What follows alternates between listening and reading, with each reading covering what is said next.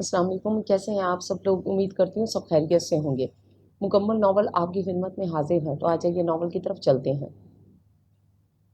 बेगम साहिबा, वो जी साहब कह रहे हैं कि जल्दी करो। उन्होंने जी गाड़ी भी निकाल ली है। नसीमा को अली ने ये तीसरी मर्तबा दौड़ाया था, जबकि सबा हर बार किसी न किसी काम के बहाने टाल रही थी। काफ़ी देर हॉर्न बजा बजा कर अली खुद ही चले आए। काम ऐसा था कि वो ड्राइवर के सुपुर्द भी नहीं कर सकते थे। सबा, क्या बात है भाई, जल्दी करो, आज ही मुझे इंटरव्यू भी देना है। अली चाबी चिल्लाते हुए उजलत से बोले तो सबा इन्हें देखती रह गई। इतनी बड़ी बात कितनी आसानी से कह दी थी उन्होंने, जबकि वो इस फैसले के बाद लम्हा लम्हा मरी थी। इनकी ज़िंदगी से सुकून के लम्हे उस दिन ख़त्म हो गए थे जब अली ने हशाम को दिमागी इमराज के हस्पताल में दाखिल करवाने का फ़ैसला किया था। हशाम दरअसल सबा और अब्बास का बेटा था, और अब्बास हशाम की पैदाइश से पहले ही कैंसर जैसे मर्ज में मुब्तला होकर वफात पा चुके थे।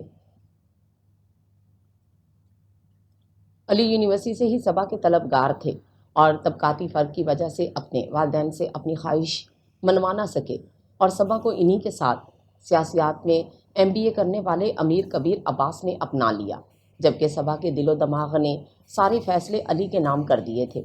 अब जबकि इनकी अपनी हैसियत मुस्तहकम थी, सियासत में दिलचस्पी ने आज इन्हें मिनिस्टर के आला ओहदे पर पहुंचा दिया था। वालिदैन भी हयात ना थे। अली एक बार फिर सबा के तलबगार बन गए। फिर एक बार दो बार उन्होंने कई चक्कर लगा डाले, जबकि सबा को उनसे शिकवा था कि वो उनके लिए लड़े क्यों नहीं। आखिर सबा ज़्यादा देर साबित कदम ना रह सकी। जब हशाम 3 माह का था तो सबा सबा अली बनकर इनके वसीयो अरीज घर में चली आई। अली ने फौरन ही हशाम के लिए आया का इंतज़ाम कर दिया और सारी जिम्मेदारी उस पर डाल दी। सबा अगर कभी उसे गोद में लेना भी चाहती तो आए दिन की दावतें और फंक्शन ही इनकी जान ना छोड़ते। वह हशाम के सब काम करना चाहती।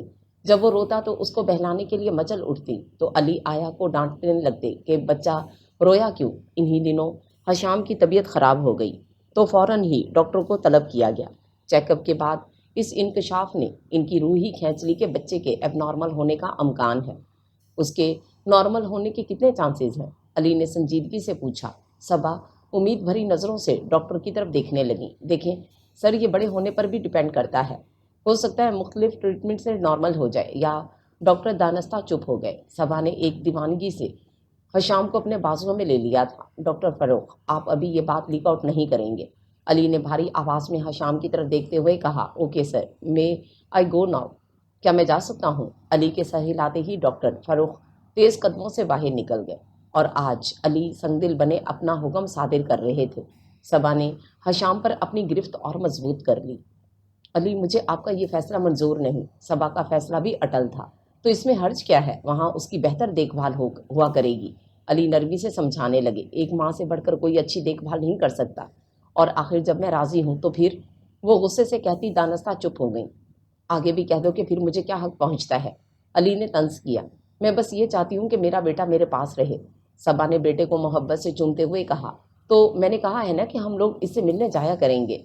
अली जिद से गोया हुए। आप तो मेरे अंदाजे से भी ज़्यादा जालिम हैं अली। भला इस नन्ही सी जान को मैं कैसे छोड़ दूँ, जिसे मेरी ज़रूरत है, जो अभी पूरी तरह माँ के लम्स से भी नावाकिफ़ है। सबा रो दी तो अली होंठ भींच कर रह गए। तुम्हें पता नहीं ये बात मेरे सियासी कैरियर के लिए कितने ख़राब हालात पैदा कर सकती है। अली एक बार फिर बोल पड़े। क्यों, इसका आपकी सियासत से क्या ताल्लुक है? सबा की हैरान हैरान नज़रें हशाम से होती हुई शौहर पर जम गईं, जो अंदरूनी बेचैनी से कीरिंग तेज तेज घुमा रहे थे। मुखालफिन किसी भी बात को उछाल कर मुझे परेशान कर सकते हैं, तो फिर हशाम का इससे क्या ताल्लुक है, जबकि वो किसी भी बात से परेशान कर सकते हैं? सबा बहस पर आमादा हो गई। बस मैं नहीं चाहता कि इन्हें मेरे खिलाफ कोई वीक पॉइंट मिले। तो क्या और लोगों के बच्चे बीमार नहीं होते? सबा तेज आवाज़ में बोली। वो और लोग होते हैं सबा बेगम, मैं कोई आम इंसान नहीं हूँ। अली ने और पर जोर देते हुए इफ्तिखार से कहा। तो सबा हैरत और ताज्जुब से इक़्तिदार के पीछे दौड़ने वाले इंसान को देखकर रह गई, जो सिर्फ आगे बढ़ना चाहता था, चाहे उसके लिए इसे कुछ भी गंवाना पड़े। और हशाम, वो कौन सा उनका अपना खून था? अली, अगर आपका अपना बेटा ऐसा होता तब? सबा ने बगौर देखते हुए पूछा। होता क्या सबा? मैं उसे भी अपना ही समझता हूँ। देखो ना, वहाँ पे फुल टाइम नर्स होगी, चेकअप होता रहेगा, रोज़ाना हम जाया करेंगे। फिर मैं उसे अमेरिका भेज दूंगा। तुम समझने की कोशिश करो, खाली प्यार से काम नहीं चलेगा। तुम सोचो, जब ये बड़ा होगा तो क्या मुकाम होगा माशरे में? तुम चाहती हो कि सारी उम्र तुम्हारा या किसी और का मोहताज रहे? مائیں تو اولاد کے لیے نہ جانے کیسی کیسی قربانیاں دیتی ہیں، اور تم اس کی بھلائی روشن مستقبل کے لیے اتنا نہیں کر سکتی؟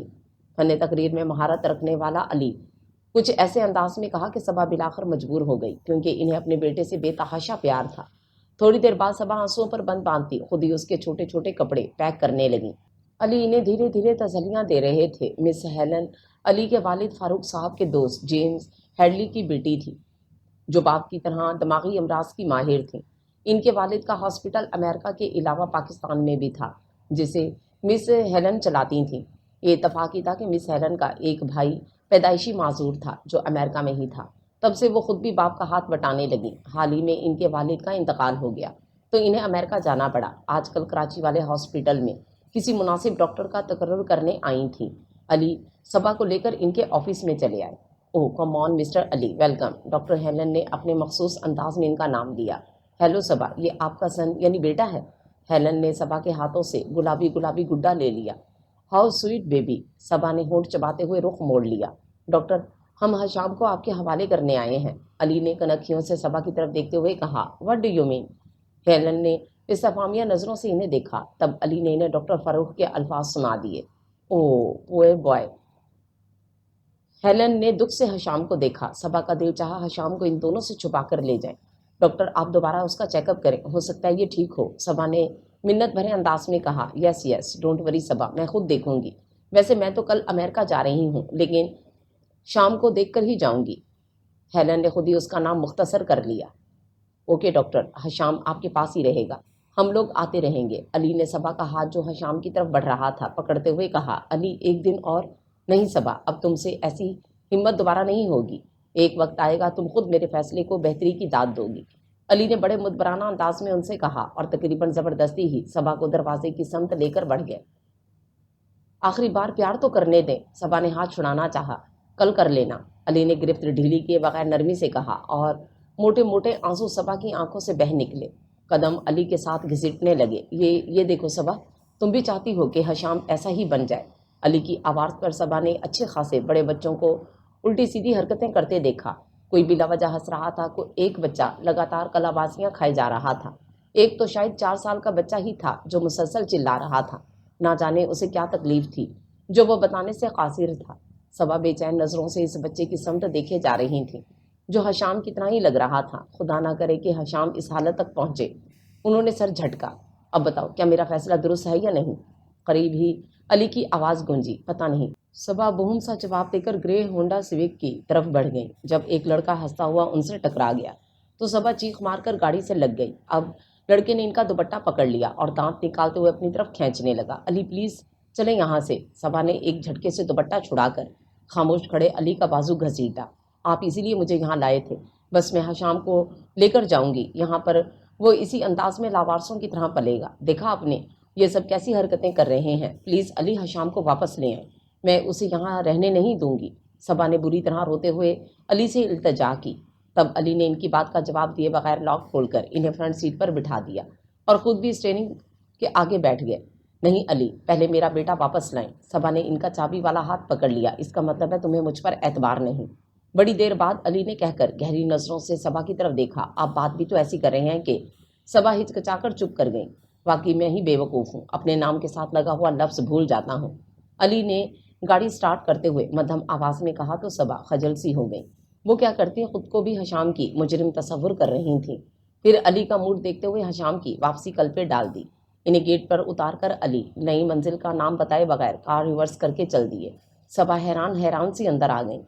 اتنا بڑا خوبصورت جدید فرنیچر سے آراستہ گھر، جس کے چاروں جانب ہری ہری مخملی گھاس والا لان تھا، ہر طرف آسائشوں کے ڈھیر، کچھ بھی تو اچھا نہیں لگ رہا تھا۔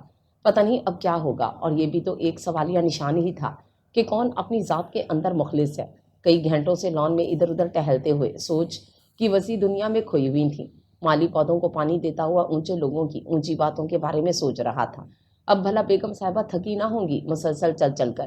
رات اوس میں بھیگتی گہری سے گہری ہو رہی تھی۔ صبا کافی کا مگ لیے سیاہ شال لپیٹے گیٹ کی جانب کھلنے والی کھڑکی میں آ کھڑی ہوئی۔ وال کلاک نے 12 کی گنتی پوری کی تو صبا نے پریشان نظروں سے سنسان سے گیٹ کی طرف دیکھا جو بدستور بند تھا۔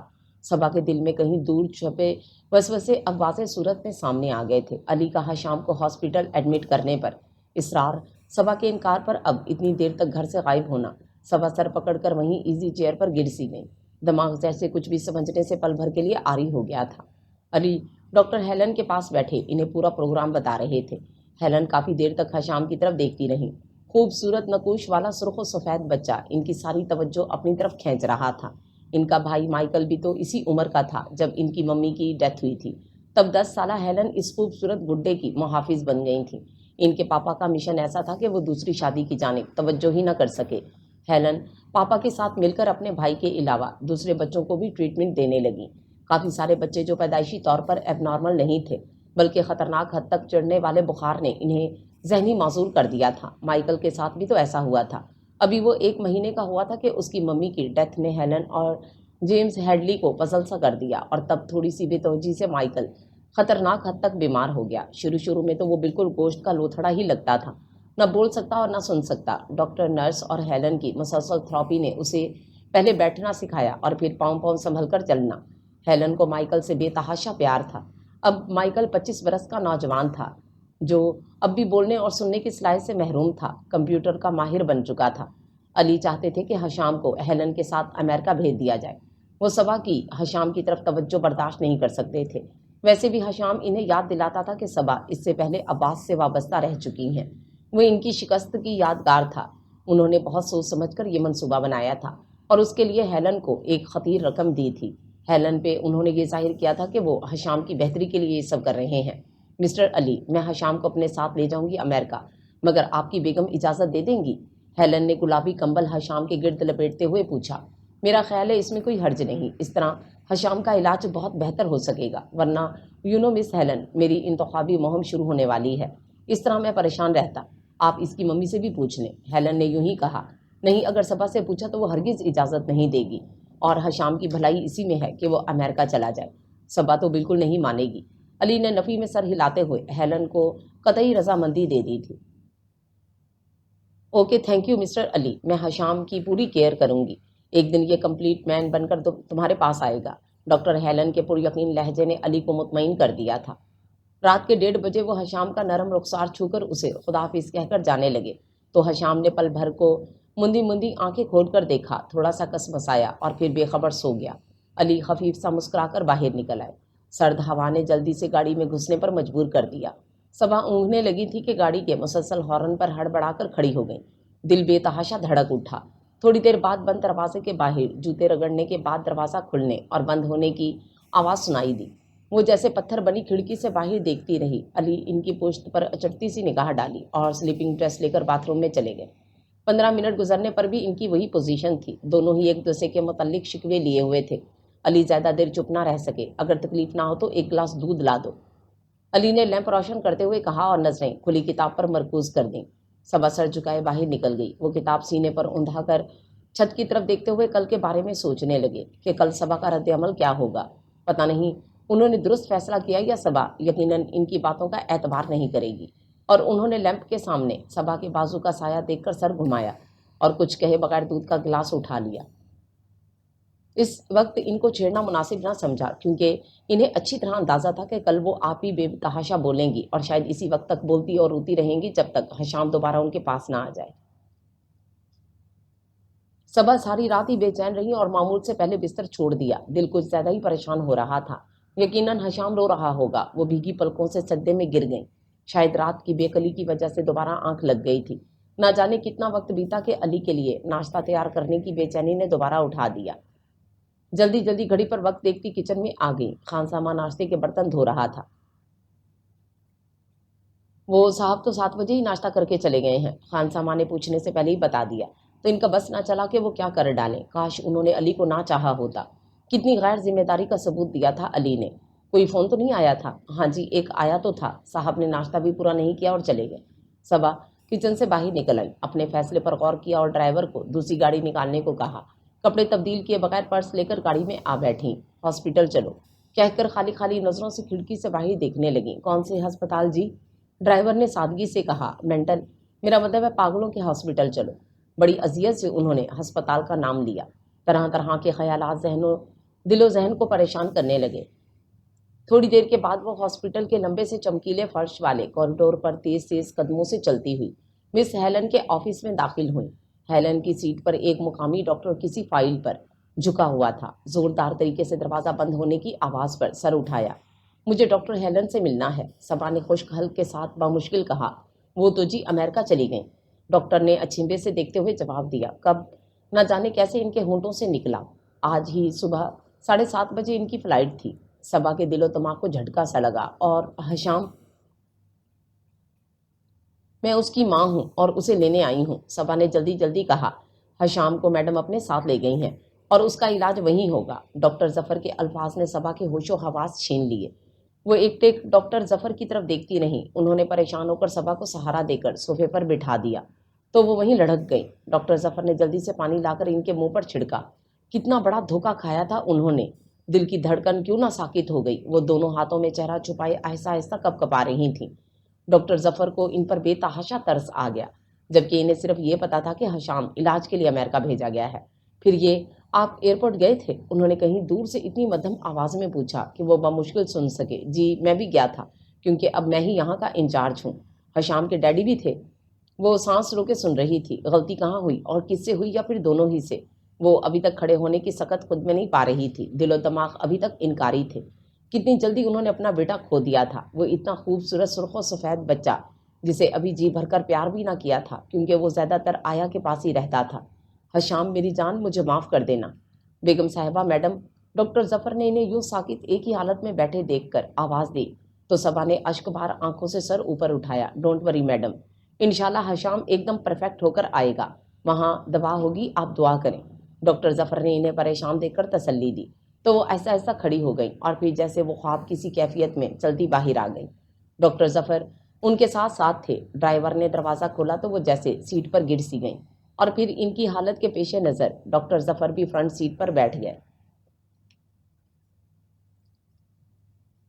صبا آنکھیں موندے سیٹ کی پشت پر سر ٹکائے نڈھال سی ہو رہی تھیں، ان کی خطرناک حد تک پیلی رنگت دیکھتے ہوئے۔ ڈاکٹر ظفر نے ڈرائیور کو گاڑی دوبارہ ہاسپٹل کی طرف موڑنے کو کہا۔ صبا مکمل بے ہوش ہو چکی تھی۔ نبض کی رفتار بہت ہلکی تھی۔ انہوں نے 2 نرسوں کی مدد سے اسٹریچر پر ڈال کر کمرے میں پہنچا دیا اور خود علی کو فون کرنے آفس آ گئے۔ وہیں پر کیوں ایڈمٹ کیا؟ علی نے جھنجھلا کر پوچھا۔ سر، ان کی طبیعت زیادہ خراب تھی، اس لیے میں فرسٹ ایڈ کے بعد دوسرے ہاسپٹل میں ایڈمٹ کر دوں گا، ڈاکٹر ظفر نے مدھم آواز میں بتایا۔ نہیں، آپ انہیں ایک ڈاکٹر اور نرس کے ساتھ گھر بھیج دیں۔ Okay sir. ڈاکٹر ظفر نے ریسیور رکھ دیا۔ صبا اپنے بیڈ پر آنکھیں موندے گہرے گہرے سانس لے رہی تھیں۔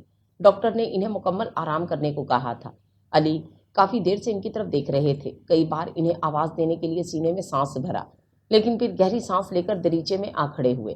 صبا نے آنکھوں کی جھری سے ان کی پشت کو دیکھا اور کروٹ لے کر باقی ماندہ آنسوؤں کو بہنے کا راستہ دے دیا۔ وہ سو کب رہی تھیں؟ نیند آتی بھی تو کیسے؟ کل تک وہ نرم و نازک سا چھوٹا سا وجود ان کے بازوؤں میں تھا۔ بے ساختہ ہی ان کی سسکی پر علی چونک کر مڑے، تیزی سے بیڈ کی طرف بڑھے اور پنجوں کے بل جھکتے ہوئے ان کے سرہانے بیٹھ گئے، اور پھر انہیں بے ساختہ صبا پر بے تحاشا ترس آ گیا۔ وہ ایک بہت بڑا ظلم ان پر کر چکے تھے۔ علی نے اپنا ہاتھ ان کے ہاتھ پر رکھا تو وہ چونک کر سیدھی ہو گئیں۔ کیا بات ہے؟ بہت درد ہو رہا ہے؟ علی نے ان کے ہاتھ پکڑتے ہوئے نرمی سے پوچھا۔ بہت بہت زیادہ، صبا نے آہستگی سے ہاتھ چھڑاتے ہوئے مدھم آواز میں کہا تو علی سمجھتے ہوئے کھڑے ہو گئے۔ آئی ایم سوری، علی بہت رک رک کر بولے تو صبا نے اچھمبے سے ان کی طرف دیکھا۔ یہ انگریزی کا چھوٹا سا لفظ ان جیسے لوگوں کا کتنا بڑا سہارا ثابت ہوا تھا، جس کا استعمال ہر مناسب اور نامناسب جگہ پر ہوتا تھا۔ صبا نے شدید تکلیف کے احساس سے دوبارہ آنکھیں بند کر لیں۔ علی نے چند لمحے صبا کے نقاہت زدہ پیلے چہرے کو دیکھا اور پھر باہر نکل گئے۔ صبا تندرست ہونے میں کافی وقت لے رہی تھیں۔ علی بھی الیکشن کی مصروفیات کی وجہ سے انہیں زیادہ وقت نہیں دے پا رہے تھے، اور شاید یہی بے توجہی ان کی صحت کے راستے میں حائل تھی۔ اگر انسان اپنے کسی چاہنے والے سے بدگمان ہو جائے تو اس کا یہ مطلب نہیں ہوتا کہ وہ اس سے قطع تعلق کر لے، اور شاید یہ بگڑے حالات کا حل بھی نہیں۔ صبا کی سمجھ میں نہیں آ رہا تھا کیسے ان حالات کو ڈیل کریں۔ انہی الجھے خیالوں میں گم وقت برحال کافی گزر گیا تھا، لیکن ان کے گھر میں ایک اور خوبصورت وجود کا اضافہ ہو چکا تھا۔ اکبر ان کی تنہائیوں کا ساتھی بن گیا تھا۔ کبھی کبھی وہ اکبر کو بہت غور سے دیکھتی رہتی، تصور میں وہ ننھا سا وجود آ جاتا، اب نہ جانے کتنا بڑا ہو گیا ہوگا۔ وہ سوچتی، آپ نے اکبر کا چیک اپ کروا لیا؟ اس دن علی کو دھوپ میں بیٹھے دیکھ کر صبا بھی اکبر کو لیے کرسی پر بیٹھ گئیں۔ کیوں، خیریت؟ بخار ہے اسے؟ علی نے تشویش سے اخبار آبنوسی میز پر ڈالتے ہوئے پوچھا۔ نہیں، میرا مطلب ہے ڈاکٹر ظفر سے۔ صبا نے سوئے ہوئے اکبر کو اوپر اٹھاتے ہوئے عجیب سے انداز میں پوچھا۔ تو علی کافی دیر ان کی طرف دیکھتے رہے۔ مت بھولو کہ اکبر تمہارا بھی بیٹا ہے۔ تو صبا نے براہ راست علی کی آنکھوں میں جھانکا۔ تو یہ کہ میرا بیٹا پاگل نہیں ہے؟ علی نے بھی ان کی طرف دیکھتے ہوئے رک رک کر کہا تو صبا کا سارا وجود جھنجھنا اٹھا۔ کاش میں نے پہلے ہی سوچ سمجھ کر فیصلہ کیا ہوتا۔ صبا نے اکبر کے کسمساتے وجود پر نظر ڈالتے ہوئے رنجیدہ سی آواز میں کہا۔ تو علی کچھ سوچ کر خاموش ہو گئے کہ ذہنی کھنچاؤ سے گھر کا سکون مزید تباہ ہو سکتا تھا۔ دونوں ہی شاید یہی سوچ کر اپنے آپ میں سمٹ گئے۔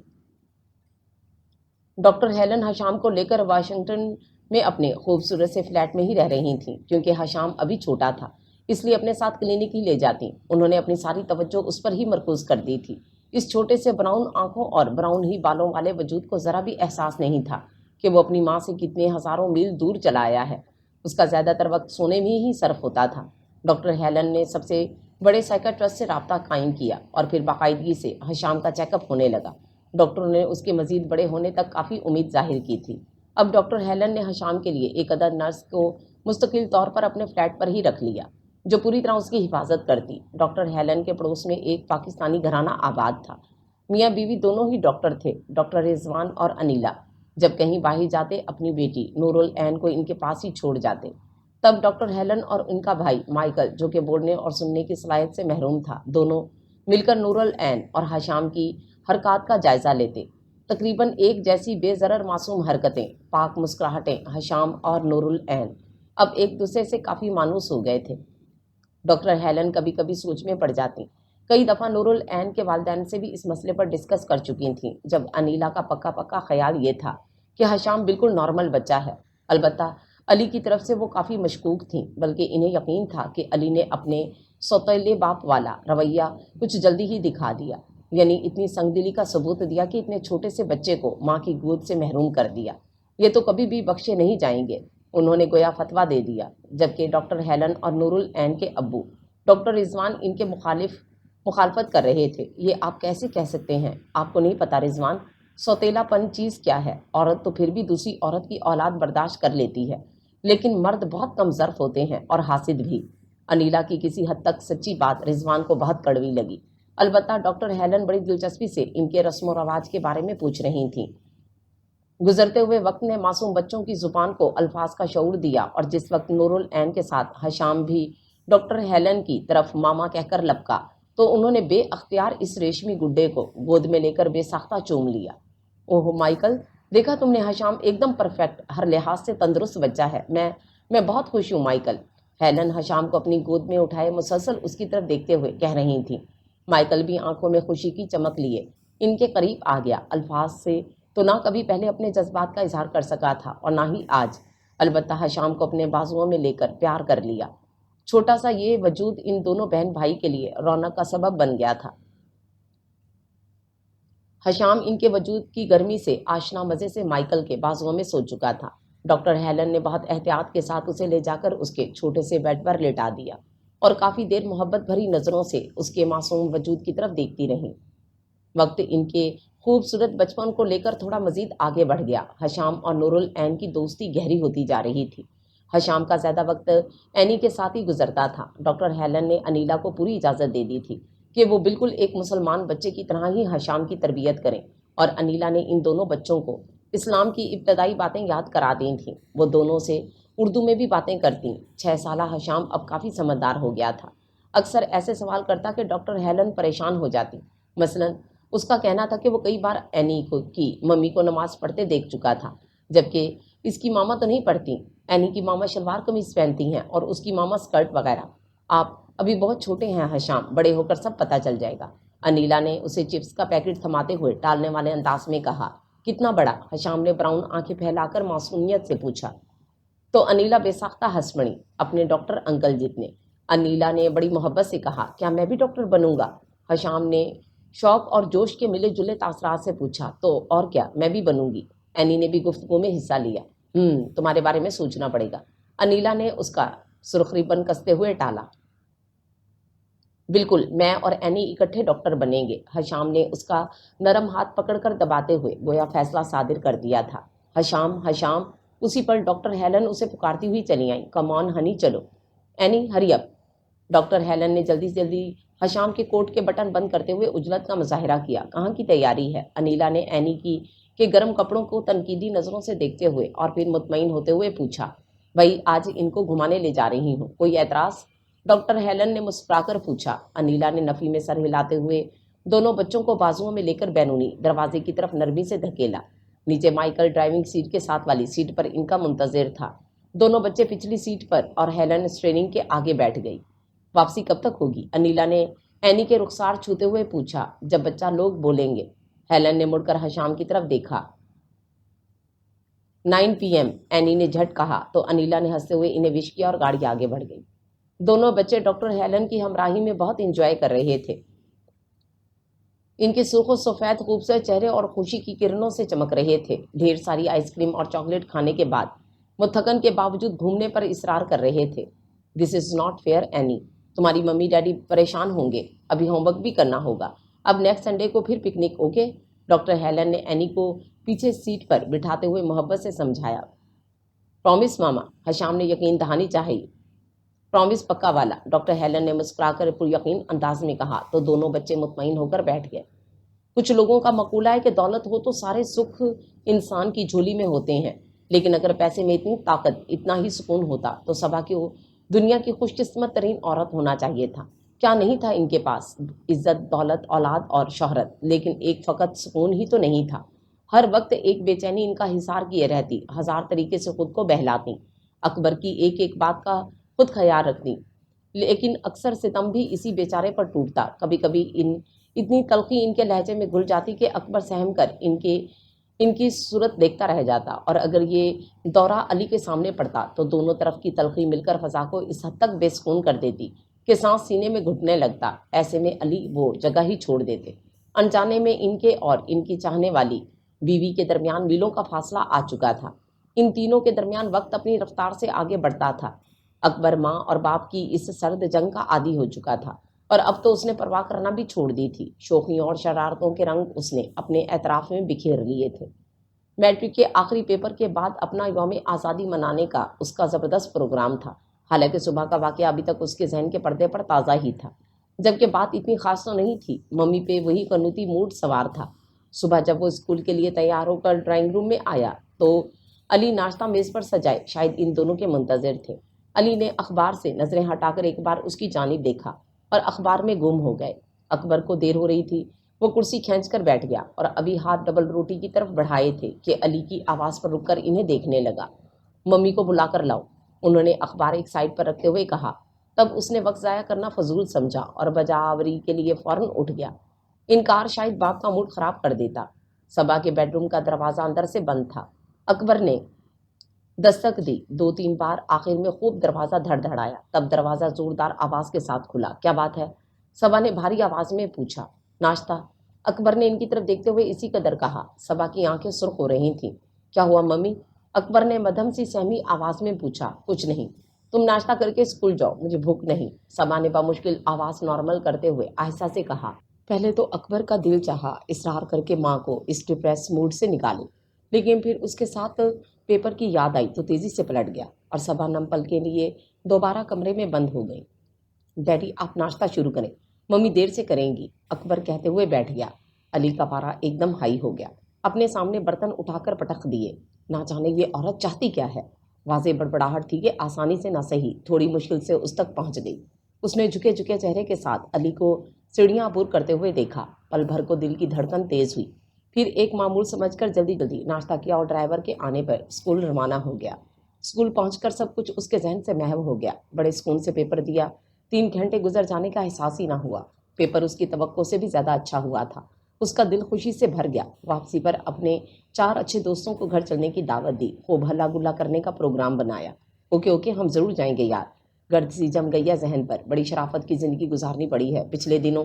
जीशान ने बाजुओं को झटका देते हुए गोया सुस्ती दूर करने के लिए कहा। बाकियों ने उसके सर हिलाकर तायीद की। गाड़ी का हॉर्न सुनते ही अकबर ने अपने पीछे आने का इशारा किया। थोड़ी देर बाद पांचों बोरियत दूर करने के प्रोग्राम बनाते हंसते खिलखिलाते अकबर के घर की तरफ रवां थे। क्लिफ्टन के खूबसूरत इलाके में बेतहाशा वसी और जदीद डिज़ाइन वाली कोठी में गाड़ी दाखिल हो गई। एयर कंडीशन गाड़ी से निकलकर वो लोग अकबर के बेडरूम में पहुंच गए।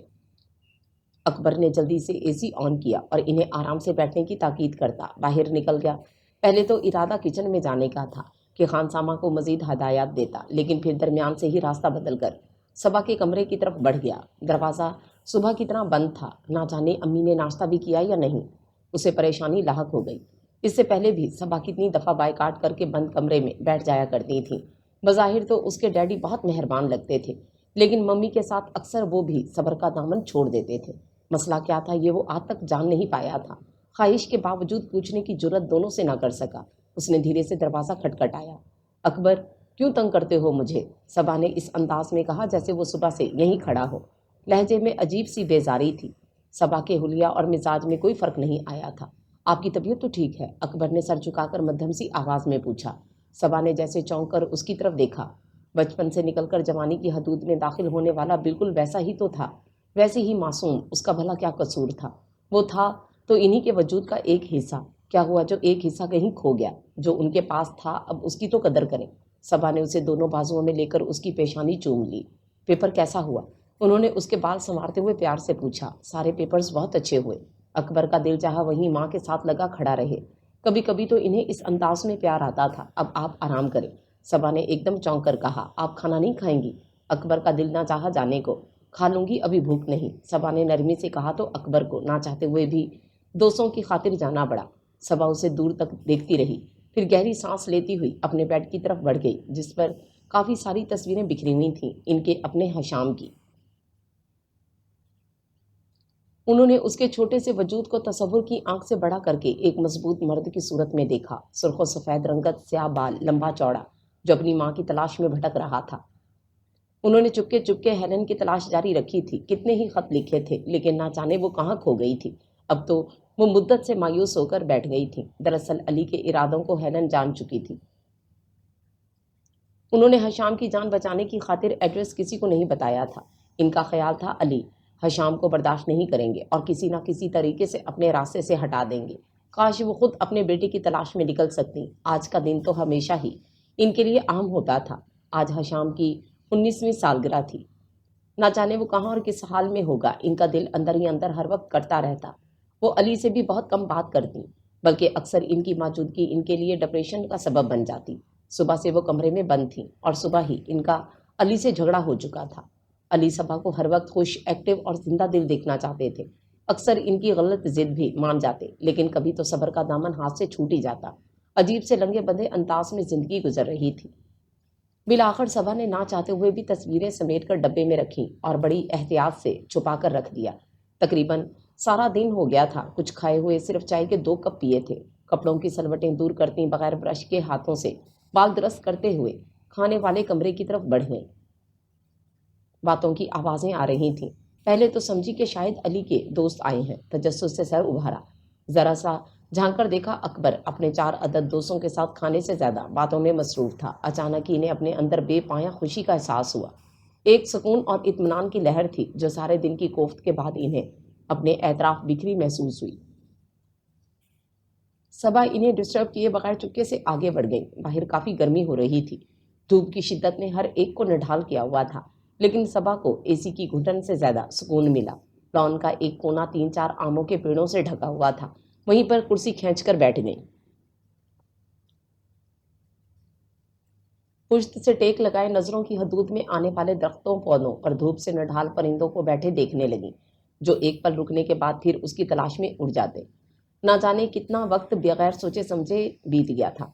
सबा को ये लम्हे बहुत अच्छे लग रहे थे। पता ही ना चला और साए लंबे हो गए। अकबर और उसके दोस्त को मिलजुल कर इंजॉय कर रहे थे। म्यूजिक, शोर और बातों की आवाज़ें अब कुछ भी करहा महसूस नहीं हो रहा था। असर की अजान हुई तो वो नमाज की अदायगी के लिए उठ खड़ी हुई। उसी पल अली की गाड़ी का हॉर्न सुनाई दिया। थोड़ी देर बाद अली ने इन्हें फिर अपने कमरे का दरवाज़ा बंद करते देखा। हर तरफ अचानक सुकून तारी था और इसी सुकून और खामोशी से अली को वहशत थी। वो थके थके से ड्राइंग रूम में एक आरामदेह सोफे पर ढेर हो गए। शुरू की ज़िंदगी और उसके बाद की ज़िंदगी में कितना तग़य्युर आ गया था। अब कभी भी सबा इन्हें खुशी से कंपनी नहीं देती थी। इन दोनों के दरमियान कितना फासला था। अकबर की आवाज़ पर वो चौंक गए। डैडी, میں ذرا اپنے دوستوں کے ساتھ جا رہا ہوں، ابھی آ جاؤں گا۔ سوری سن، آپ کو معلوم ہے کہ شام کا وقت ہم دونوں کا ہوتا ہے، اس لیے آپ اپنے دوستوں کو یہیں سے سی آف کر دیں۔ علی نے اپنی جگہ پر کھڑے ہوئے فیصلہ کن انداز میں کہا۔ آپ بھی چلیں نا، واپسی پہ سیر کر کے آئیں گے۔ اکبر نے منت والے انداز میں کہا۔ بیٹے میں تھک چکا ہوں۔ علی کو ذہنی اور جسمانی تھکن نے مزمل سا کر دیا تھا۔ پھر میں جاؤں؟ اکبر نے ایک شوق بھری آنکھوں میں بھرتے ہوئے جلدی سے کہا۔ علی نے بغور اس کی طرف دیکھا اور نہ چاہتے ہوئے بھی سر اسبات میں ہلا کر اسے جانے کی اجازت دے دی، لیکن واپسی 1 گھنٹے کے اندر اندر۔ اکبر نے علی کی بات پوری ہونے سے پہلے ہی بتا دیا اور جلدی سے باہر نکل گیا، مبادا علی ارادہ ہی بدل دیں۔ دوستی کے ریشمی زنجیر کے سرے جو ان دونوں نے بچپن میں پکڑے تھے، اب تک جوانی کی دہلیز پر پہنچ کر بھی وہ ریشمی سرے ان کے ہاتھوں میں مضبوطی سے جکڑے ہوئے تھے۔ ڈاکٹر ہیلن نے حشام کو اپنی ہی طرح ماہر نفسیات بنانے کا ارادہ کر رکھا تھا، سو وہ بھی پوری طرح اس میں دلچسپی لے رہا تھا۔ کالج سے واپسی پر کلینک چلا جاتا۔ اب جبکہ نور العین کے لیے خاصی پریشانی کھڑی ہو گئی تھی، جونیئر کیمبرج کے بعد ہی رضوان اور انیلا کو امریکہ کا ماحول کم سے کم اپنی بیٹی کے لیے بہت نامناسب لگ رہا تھا۔ کھلے بندوں میں سب کچھ ہوتا تھا، یہ ماحول اور ان کے رواج کوئی نئے تو نہ تھے، لیکن اس وقت بیٹی بہت چھوٹی تھی۔ شروع میں اس ماحول میں بہت چاشنی اور رنگینی نظر آئی، لیکن اب نہ جانے کہ وہ سب کچھ ایک گھناؤنا جال لگ رہا تھا جس میں وہ لوگ پھنس کر رہ گئے تھے، اور اگر اس سے نکلنا چاہتے تو شاید ہی نکل پاتے۔ انیلا تو ہر وقت ٹٹولتی رہتی۔ جوان اور خوبصورت بیٹی ان کے لیے آزمائش بن گئی تھی۔ ابھی تو ڈاکٹر ہیلن اور حشام سے انہیں بہت سہارا تھا۔ حشام کے ساتھ تو اس کی خوب بنتی تھی، اسے کتنا شوق تھا کہ وہ ڈھیر سارا پڑھے۔ اس کی چند کلاس فیلو سے سی سائڈ جا رہے تھے، جن میں مسلمان بھی تھے اور امریکن بھی۔ اینی تو اب گھر میں بند ہو کر رہ گئی تھی، اب نکلتی بھی تو رضوان یا انیلا اس کے ساتھ ہوتے۔ شام کا وقت تھا، رضوان اور انیلا گھر پہ نہیں تھے۔ اینی اپنا کافی کا مگ لے کر کھڑکی کے پاس کھڑی ہو کر باہر جھانکنے لگی۔ حشام کو بھی اس دعوت میں شریک کرنا چاہا تھا، لیکن وہ کہیں گیا ہوا تھا، مجبوراً اسے اکیلے ہی بور ہونا پڑا۔ ٹی وی پر بھی فضول پروگرام چلتے رہے تھے۔ کال بیل کی آواز پر ایک دم خوش ہو گئی کہ چلو کوئی تو آیا۔ ہیلو اینی، ہائے اینی۔ جوڈی، ایرک اور نتاشا دھڑلے سے اندر داخل ہو گئے۔ تم سب اس وقت خیریت تو ہے؟ کافی چلے گی؟ اینی نے ایک ہی سانس میں پوچھ لیا، تو وہ تینوں اس کی بے صبری پر ہنس پڑے۔ پہلے کافی، اس کے بعد کچھ اور۔ نتاشا نے صوفے پر نیم تراش ہوتے ہوئے بے تکلفی سے کہا۔ ایک وہی تو اس کی بیسٹ فرینڈ تھی۔ جوڈی اور ایرک دونوں بہن بھائی اتنے اچھے تھے کہ صرف غیر ملکی دوستوں میں ان دونوں کو اپنے گھر آنے کی اجازت تھی۔ اینی نے جلدی سے جا کر کافی بنائی۔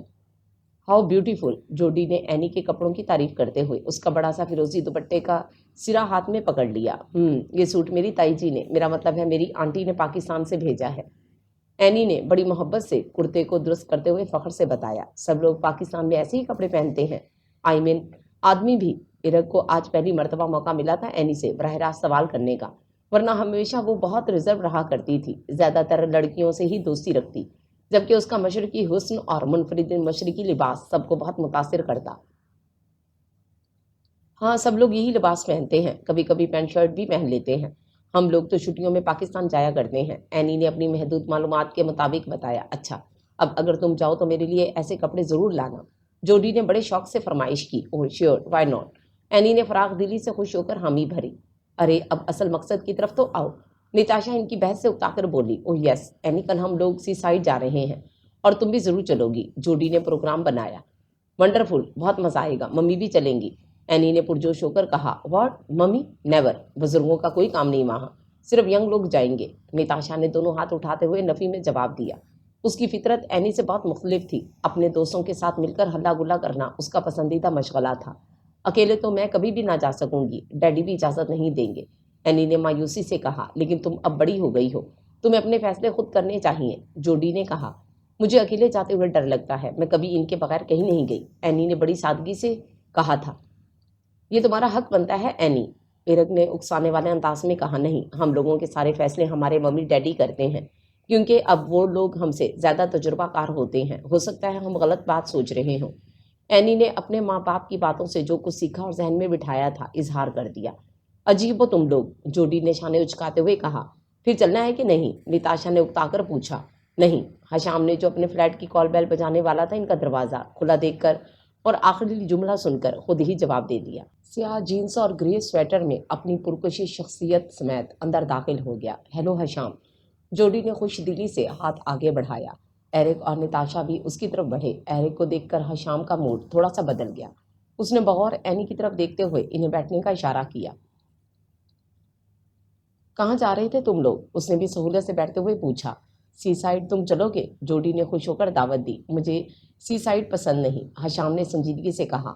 تو اینی نے چونک کر اس کی طرف دیکھا۔ کئی مرتبہ تو وہ لوگ آپس میں ہی مل کر سی سائڈ جا چکے تھے اور حشام ہمیشہ ہی سی سائڈ کو ترجیح دیتا تھا۔ کتنے بور ہو تم، ایرک نے برا سا منہ بنا کر کہا۔ حشام کافی پیو گے؟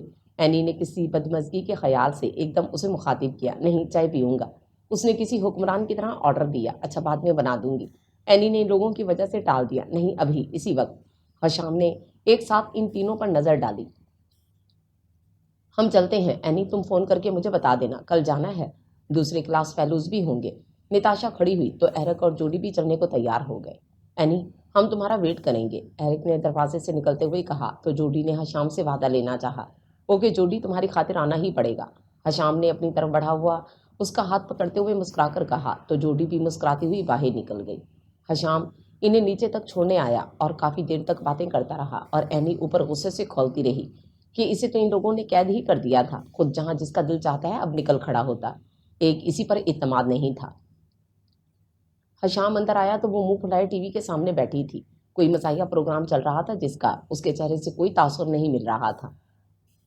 کل میں جا رہا ہوں پکنک پہ، تم کو جانا ہو تو بتا دو، حشام نے بھاپ اڑاتا چائے کا مگ ہاتھ میں لیتے ہوئے کہا۔ مجھے نہیں جانا کہیں، تمہارے لیے تو کوئی پابندی نہیں، باہر کا ماحول صرف میرے لیے خراب ہے، اینی نے غصے سے اسے دیکھتے ہوئے کہا۔ اسے تمہیں انکار ہے کہ ایک مسلمان لڑکی کے لیے یہ ماحول درست نہیں ہے؟ حشام نے چائے کا سپ لیتے ہوئے سنجیدگی سے پوچھا اور اینی کو بہت سے ایسے مناظر یاد آ گئے جب ایک مرتبہ ضد کر کے وہ سب کلاس فیلوز کے ساتھ میوزک کنسرٹ میں گئی تھی۔ اتنے بڑے بڑے سنگرز آئے تھے، سب نے خوب انجوائے کیا تھا۔ جہاں پہ ان لوگوں نے ڈنر کیا وہاں زیادہ تر کپلز ہی آئے تھے اور اینی ان کے ڈریسز اور حرکتیں یاد کر کر کے ایک بار پھر جھرجھری لے کر رہ گئی۔ بے شک ان کا ماحول انہیں اس بات کی اجازت دیتا تھا، لیکن آخر میں اس کے گروپ میں بھی جتنے امریکن تھے انہوں نے بھی وہی کیا اور دوسرے کئی قسم کے ڈرنکس پینے شروع کر دیے۔ تو اس کے بعد جو ان لوگوں نے ہنگامہ کیا، وہ شور مچایا کہ اینی ڈر کر نتاشا کے ساتھ لگ گئی۔ گو کہ یہ ماحول اور وہاں کے لوگ اس کے لیے نئے نہیں تھے، لیکن یوں تنہا آنے کا پہلا اتفاق تھا۔ ہے مس، میں نے کچھ پوچھا ہے، حشام نے میز بجا کر اسے متوجہ کیا تو اپنی اینی خفیف سی ہو کر بیٹھ گئی۔ لیکن تم کیوں جاؤ گے؟ بس تم بھی انجوائے نہیں کرو گے میرے بغیر؟ اینی نے گویا فیصلہ کر دیا۔ بھائی میری ماما نے تو مجھے کبھی منع نہیں کیا، کیونکہ انہیں پتا ہے کہ اب میں بڑا ہو چکا ہوں اور ماحول مجھے خراب نہیں کرے گا، حشام نے بڑے فخر سے اسے دیکھتے ہوئے کہا تو اینی کو جیسے آگ لگ گئی۔ میں بھی تو بڑی ہو گئی ہوں تمہارے برابر، اس نے تیز آواز میں کہا۔ ٹھیک ہے، آؤ ناپ لیتے ہیں، حشام شرارت سے کہتا کھڑا ہو گیا تو اینی بھی احمقوں کی طرح جوش میں بڑھی اس کے برابر جا کھڑی ہوئی۔ حشام نے درمیان کا فاصلہ ذرا کم کر دیا اور اینی جیسے اس کے لمبے چوڑے وجود کے پیچھے چھپ سی گئی تھی۔ اس کے وجود سے اٹھتی کسی مسحور کن پرفیوم کی مہک اس کے اطراف پھیلی تو وہ ایک دم پیچھے ہٹ گئی۔ دل عجیب سے انداز میں دھڑک اٹھا۔ آ گیا یقین کہ کون بڑا ہے؟ حشام نے اس کے گلابی چہرے پر نظریں جماتے ہوئے پوچھا تو اینی سے تب بھی کوئی جواب نہ دیا گیا، بس بلکہ جھکائے چپ بیٹھی رہی اس سے پہلے کہ حشام اسے مزید تنگ کرتا۔ دروازے کے بیچ ڈاکٹر ہیلن کا چہرہ نظر آیا۔ اوہ بوائے، تم نے مجھے پریشان کر دیا، کہاں تھے تم؟ میں ابھی واپس آئی، مائیکل سے پوچھا تو اس نے بتایا کہ تم ابھی تک نہیں آئے۔ ڈاکٹر ہیلن ایک سانس میں بولتی چلی گئی۔ سوری ماما، ویری سوری، میں تو اپنے ہی گھر جا رہا تھا لیکن اینی کے مہمان دیکھ کر یہاں چلا آیا، سوری اگین۔ حشام نے ڈاکٹر ہیلن کے دونوں ہاتھ پکڑ کر ندامت سے کہا تو ہیلن نے مسکرا کر پیار سے اس کے رخسار پر تھپڑ مارا۔ بائی دا وے، اینی کے مہمان کون تھے؟ ڈاکٹر ہیلن کو جیسے یاد آ گیا تھا، میرے کلاس فیلو تھے، اینی نے سر جھکا کر بتایا۔ پھر تو تمہارے بھی ہوئے حشام؟ ڈاکٹر ہیلن نے حشام سے پوچھا۔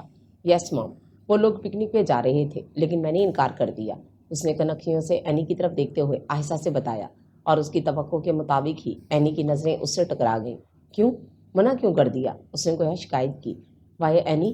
ڈاکٹر ہیلن نے اپنے مخصوص انداز میں اس کا نام لیتے ہوئے پوچھا۔ وہ ممی ڈیڈی، اینی اس قدر کہہ سکی۔ اوکے، میں بات کروں گی ان سے، تم لوگوں کو زندگی کو انجوائے کرنا چاہیے، ڈاکٹر ہیلن نے اپنی حیرت چھپاتے ہوئے تسلی دینے والے انداز میں کہا۔ اتنے میں ہی تقریباً 8 بجے کے قریب ڈاکٹر رضوان اور انیلا آ گئے۔ اوہ تھینک یو ڈاکٹر ہیلن، میں انہی کی وجہ سے بہت پریشان تھی، شکر ہے آپ پہلے واپس آ گئے، انیلا نے اندر قدم رکھتے ہی بولنا شروع کر دیا تو سبھی ان کی بے صبری پر مسکرا دیے۔ پھر وہ لوگ تھوڑی سی رسمی باتوں کے بعد اپنے فلیٹ کی طرف بڑھ گئے جو بالکل ان کے سامنے ہی تھا۔ اینی بیٹے، آج تمہارے تایا جی کا خط آیا ہے، عید پہ انہوں نے ہمیں بلایا ہے، کیا خیال ہے چلنا ہے؟ رضوان نے خط اس کی طرف بڑھاتے ہوئے آخر میں پوچھا۔ جی پاپا ضرور چلیں گے، اس مرتبہ بہت سارا گھومیں گے۔ اینی بچوں کی مانند خوش ہو گئی۔ کسی خیال میں مگن ڈاکٹر رضوان نے صرف اولے سے ہوں کہنے پر اکتفا کیا۔ اگلے دن ڈاکٹر ہیلن نے جب ڈاکٹر رضوان اور انیلا سے سی سائٹ پر جانے کی بات کی تو انہوں نے صاف انکار کر دیا۔ لیکن کیوں؟ آپ نہیں سمجھیں گی ڈاکٹر، ویسے بھی ہم لوگ پاکستان جا رہے ہیں۔ ڈاکٹر رضوان نے بڑی رسانیت سے اس انداز میں کہا کہ ڈاکٹر ہیلن مزید اصرار نہ کر سکیں۔ جانے سے پہلے حشام دوبارہ آیا۔ رضوان اور انیلا اپنے کمرے میں کسی بحث میں الجھے ہوئے تھے، جبکہ اینی ٹی وی لاؤنج میں کوئی میگزین کو لے کر بیٹھی تھی۔ خالی خالی نظریں نہ ٹی وی پر تھیں اور نہ میگزین پہ، دل و دماغ تو اسی سائٹ پر پہنچے ہوئے تھے جہاں حشام جوڈی وغیرہ کے ساتھ انجوائے کر رہا تھا۔ دھوکے باز، اسے منع کر کے خود فوراً تیار ہو گیا تھا۔ میں تو ہرگز بات نہیں کروں گی، اندر ہی اندر جلتے اس نے فیصلہ کر لیا۔ 4 بجے ان لوگوں کو روانہ ہونا تھا اور اب 6 بج چکے تھے۔ وہ کافی بنانے کے لیے اٹھی، سوچیں ابھی تک وہیں پہنچی ہوئی تھیں۔ کال بیل کی آواز پہ خوش ہو گئی کہ کچھ تو بوریت کم ہوگی۔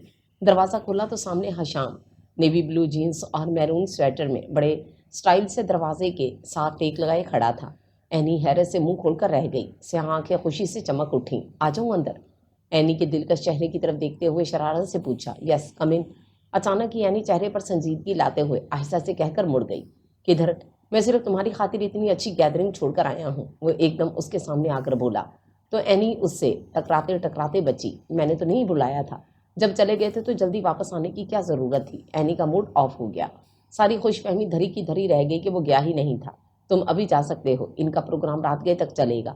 اینی نے منہ پھلاتے ہوئے کہا۔ کیا کروں، اکیلے دل نہیں مانتا۔ حشام نے جیسے بے بسی سے کہا۔ جوڈی جی تمہارا ساتھ دیں گی، ویسے بھی بہت اچھی جولی سی ہے۔ اینی نے چوٹ کی، اب اسے مزہ آ رہا تھا کہ اتنا جلنے کوڑنے کا صلہ مل گیا تھا۔ مائی فوڈ جوڈی، تمہیں پتہ ہے مجھے ایسی لڑکیاں پسند نہیں۔ میں نے زیادہ تر جس لڑکی کے ساتھ وقت گزارا ہے اسے ہی جانتا اور اسے ہی چاہتا ہوں۔ حشام نے اس کی اپنی جانب اٹھی ہوئی سیاہ آنکھوں میں دیکھتے ہوئے دھڑلے سے کہہ دیا۔ تو اینی گرم اور سرخ چہرہ لیے وہیں کرسی پر بیٹھ گئی اور حشام بھی پنجوں کے بل اس کے سامنے ٹک گیا۔ اس لڑکی کا نام بتاؤں؟ اس نے اینی کے جھکے چہرے کو جھک کر دیکھنے کی کوشش کرتے ہوئے مدھم سی آواز میں کہا۔ تو اینی نفی میں سر ہلاتی اچانک ہی پریشان سی ہو کر اٹھ گئی۔ کیا ہوا اینی؟ میں نے کچھ غلط کہہ دیا؟ حشام بھی اس کی اس تراری حرکت پر سنجیدہ ہو گیا تھا۔ تم اب جاؤ، اینی نے اس کی طرف سے رخ موڑتے ہوئے بے چینی سے کہا۔ نہیں، میں وجہ جانے بغیر نہیں جاؤں گا۔ تمہیں اچانک ہوا کیا ہے؟ حشام نے اس کے شانوں پر ہاتھ رکھ کر اس کا منہ اپنی جانب کرتے ہوئے سنجیدگی سے پوچھا۔ پلیز حشام، ممی ڈیڈی گھر پر ہیں، وہ کسی وقت بھی باہر نکل سکتے ہیں۔ اینی نے آہستگی سے اس کے ہاتھ الگ کرتے ہوئے کہا۔ سو واٹ، انہیں پتہ ہے کہ ہم لوگ بہت اچھے دوست ہیں، ایک دوسرے کو سمجھتے ہیں، اور اگر پلیز حشام، اینی کی ملتجی سی آواز نے حشام کو جیسے خاموش کر دیا۔ چند لمحے بغور اینی کی جانب دیکھتا رہا۔ تم شاید اس لیے کہہ رہی ہو کہ میں مسلم نہیں ہوں؟ وہ جیسے اس کی سوچ کی گہرائیوں میں اتر کر بولا تو اینی سر جھکا کر رہ گئی۔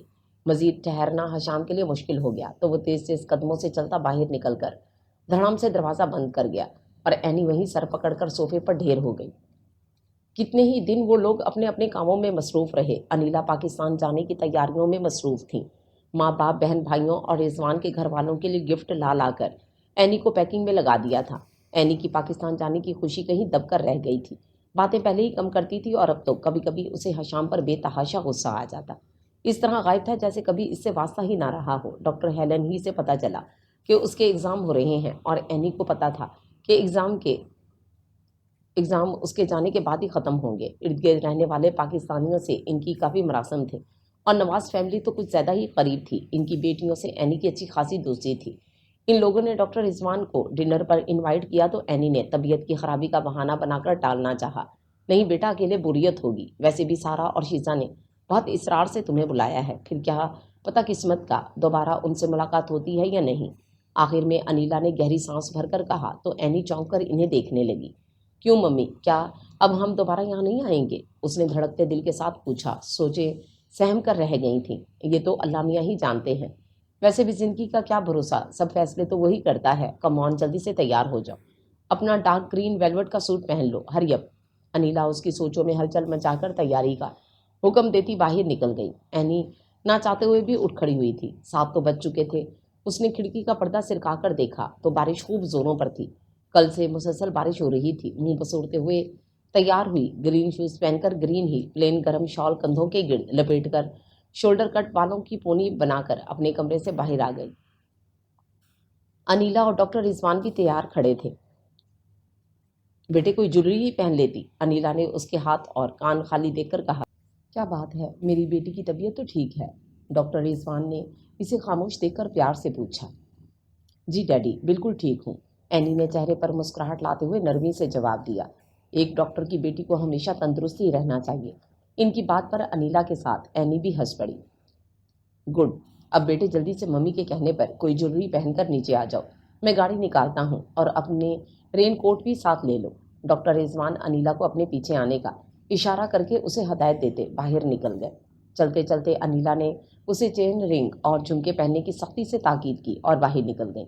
एनी ने कमरे में जाकर ज्वेलरी बॉक्स निकाला और चांदी के झुमके और एक नाजुक सी अंगूठी निकाल कर पहन ली। झुमके उसे वैसे भी बहुत पसंद थे। आईने में एक नज़र देखकर हल्की सी लिपस्टिक लगाई और जल्दी से बाहर निकल आई। लॉक लगाकर दोबारा याद आया कि रेनकोट तो अंदर ही रह गया। दोबारा लॉक खोला, पता नहीं इतनी बारिश में क्या तुक थी जाने की। फ़ोन पर सॉरी कर लेते, वो बड़बड़ाते हुए निकली। लॉक लगाकर पलटी थी कि नज़रें बारिश में भीगे तेज से चलकर आते हुए हशाम पर पड़ी। करीब पहुंचकर वो ठटक कर रुक गया, सर से लेकर पांव तक भीगा हुआ। सर्दी से सफ़ेद रंगत भी मान पड़ गई थी, होंठ नीले हो रहे थे, बल्कि हल्के हल्के कपकपा भी रहे थे। तुमने रेनकोट साथ क्यों नहीं लिया था? एनी ने हमदर्दी से उसकी तरफ देखते हुए मध्यम सी आवाज़ में कहा। याद ही ना रहा, हशाम ने लापरवाही से कहा। अच्छा, अब जल्दी से जाकर गरम गरम कॉफ़ी पियो, एनी ने अपनायत से कहा तो हशाम एकदम हंस पड़ा। तुम नीचे जाओ, तुम्हारे मम्मी डैडी तुम्हारा इंतजार कर रहे हैं। हशाम ने दीवार से टेक लगाते हुए उसकी तरफ देखा। परेशान घबराई हुई और भी अच्छी लग रही थी। बेचैनी से रिंग बार बार उतार कर पहन रही थी। एनी, वो लोग परेशान होंगे। हशाम ने दोबारा खामोशी को तोड़ा तो एनी उसे विश करती हुई आगे बढ़ गई। हशाम दूर तक उसकी तरफ देखता रहा।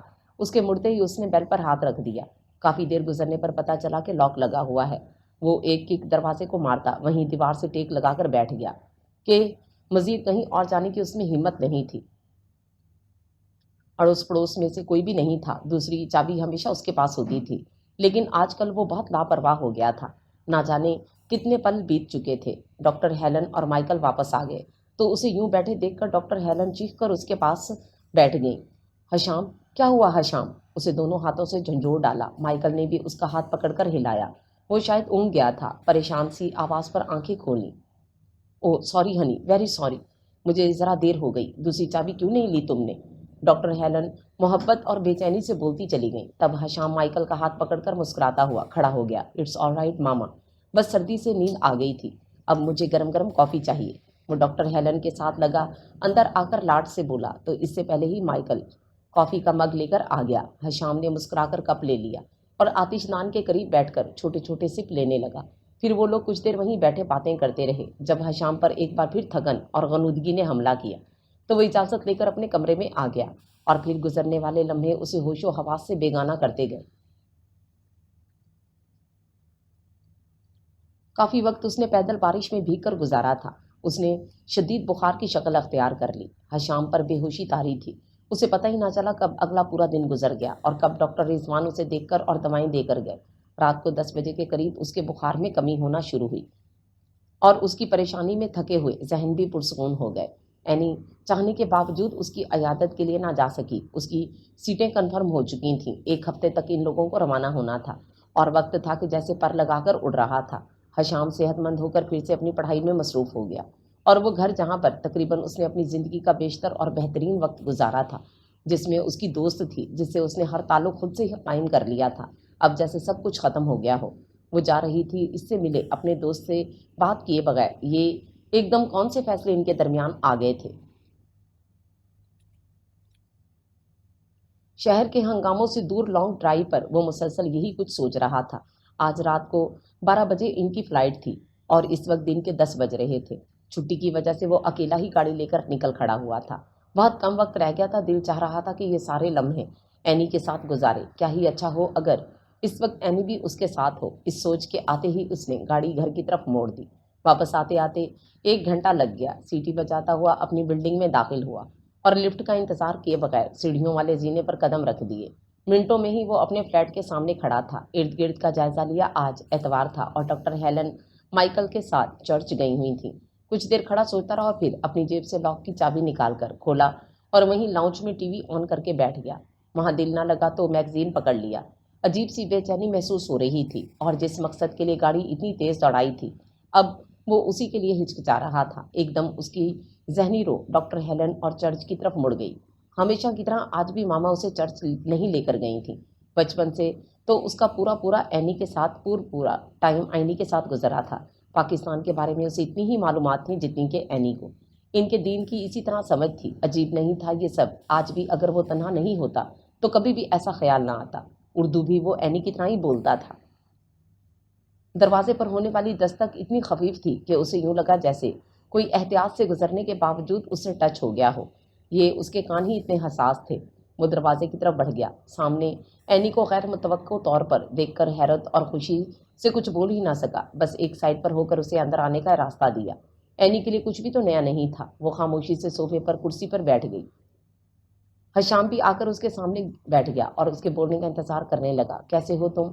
एनी ने मध्यम सी आवाज में पूछा। मैं तो शायद ठीक हूँ, अलबत्ता तुम बहुत खुश लग रही हो। पाकिस्तान जाने पे हशाम ने उसकी तरफ बगौर देखते हुए पूछा।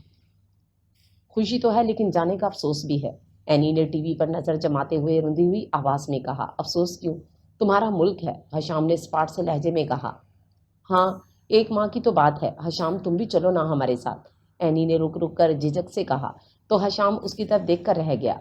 इतना ही आसान होता तो मैं कई चक्कर लगा चुका होता।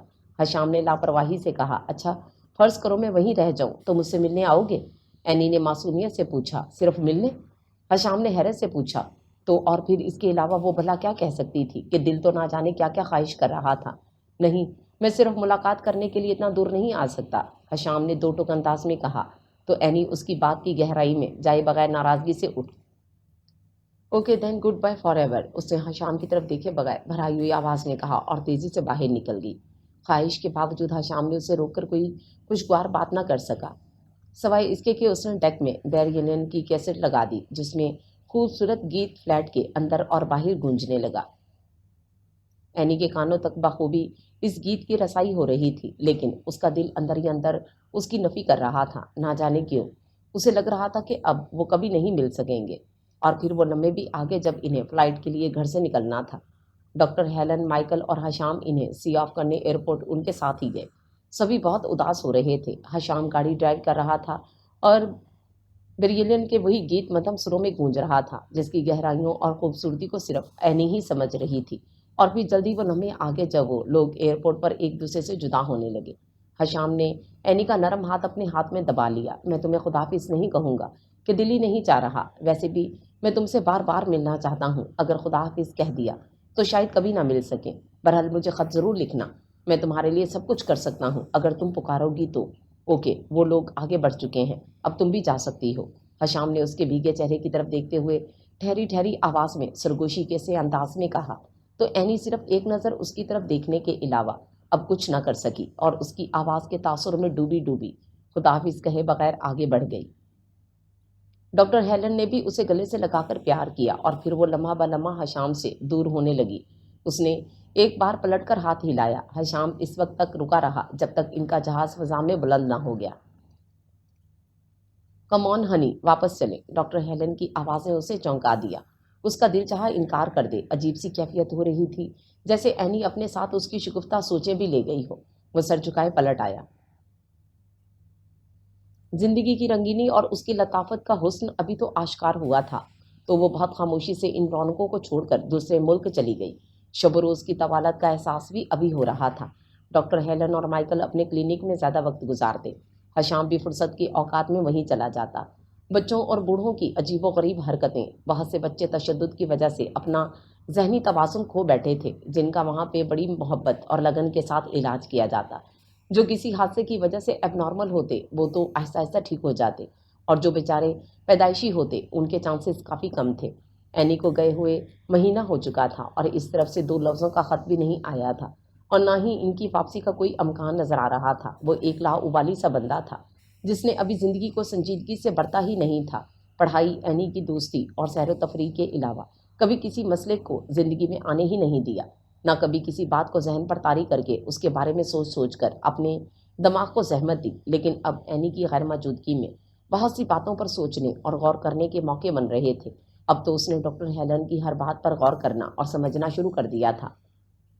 پہلے تو انہوں نے اسے پوری طرح ڈاکٹر رضوان فیملی کے سپرد کیا ہوا تھا، لیکن کیونکہ اس کے دوست پہلے ہی محدود تھے اور اینی کی غیر موجودگی میں ڈاکٹر ہیلن نے اس پہ خاصی سختی کر دی تھی۔ ابھی تک تو اسے اپنے مذہب کا ہی شعور نہیں تھا۔ عیسائیت سے زیادہ اس کی اسلام کے بارے میں معلومات تھیں۔ چرچ جانے پر بھی پابندی تھی، نہ ہی وہاں کے قوانین معلوم تھے۔ اس دن لائبریری میں چند امریکن لڑکوں کے ساتھ مذہب کے بارے میں بحث ہو گئی۔ اس نے کچھ باتیں اسلام کی اور عیسائیت کے بڑے جوش سے ملا کر بتا دی، جس میں ان لڑکوں نے اس کا خوب مذاق اڑایا کہ آخر وہ رہتا کس دنیا میں ہے جسے اپنے مذہب کے بارے میں کچھ نہیں پتا۔ حشام اپنی بات پر اڑا رہا۔ بات بڑھتی گئی اور ایک جوشیلے امریکی نے کرسی اٹھا کر اس پر دے ماری۔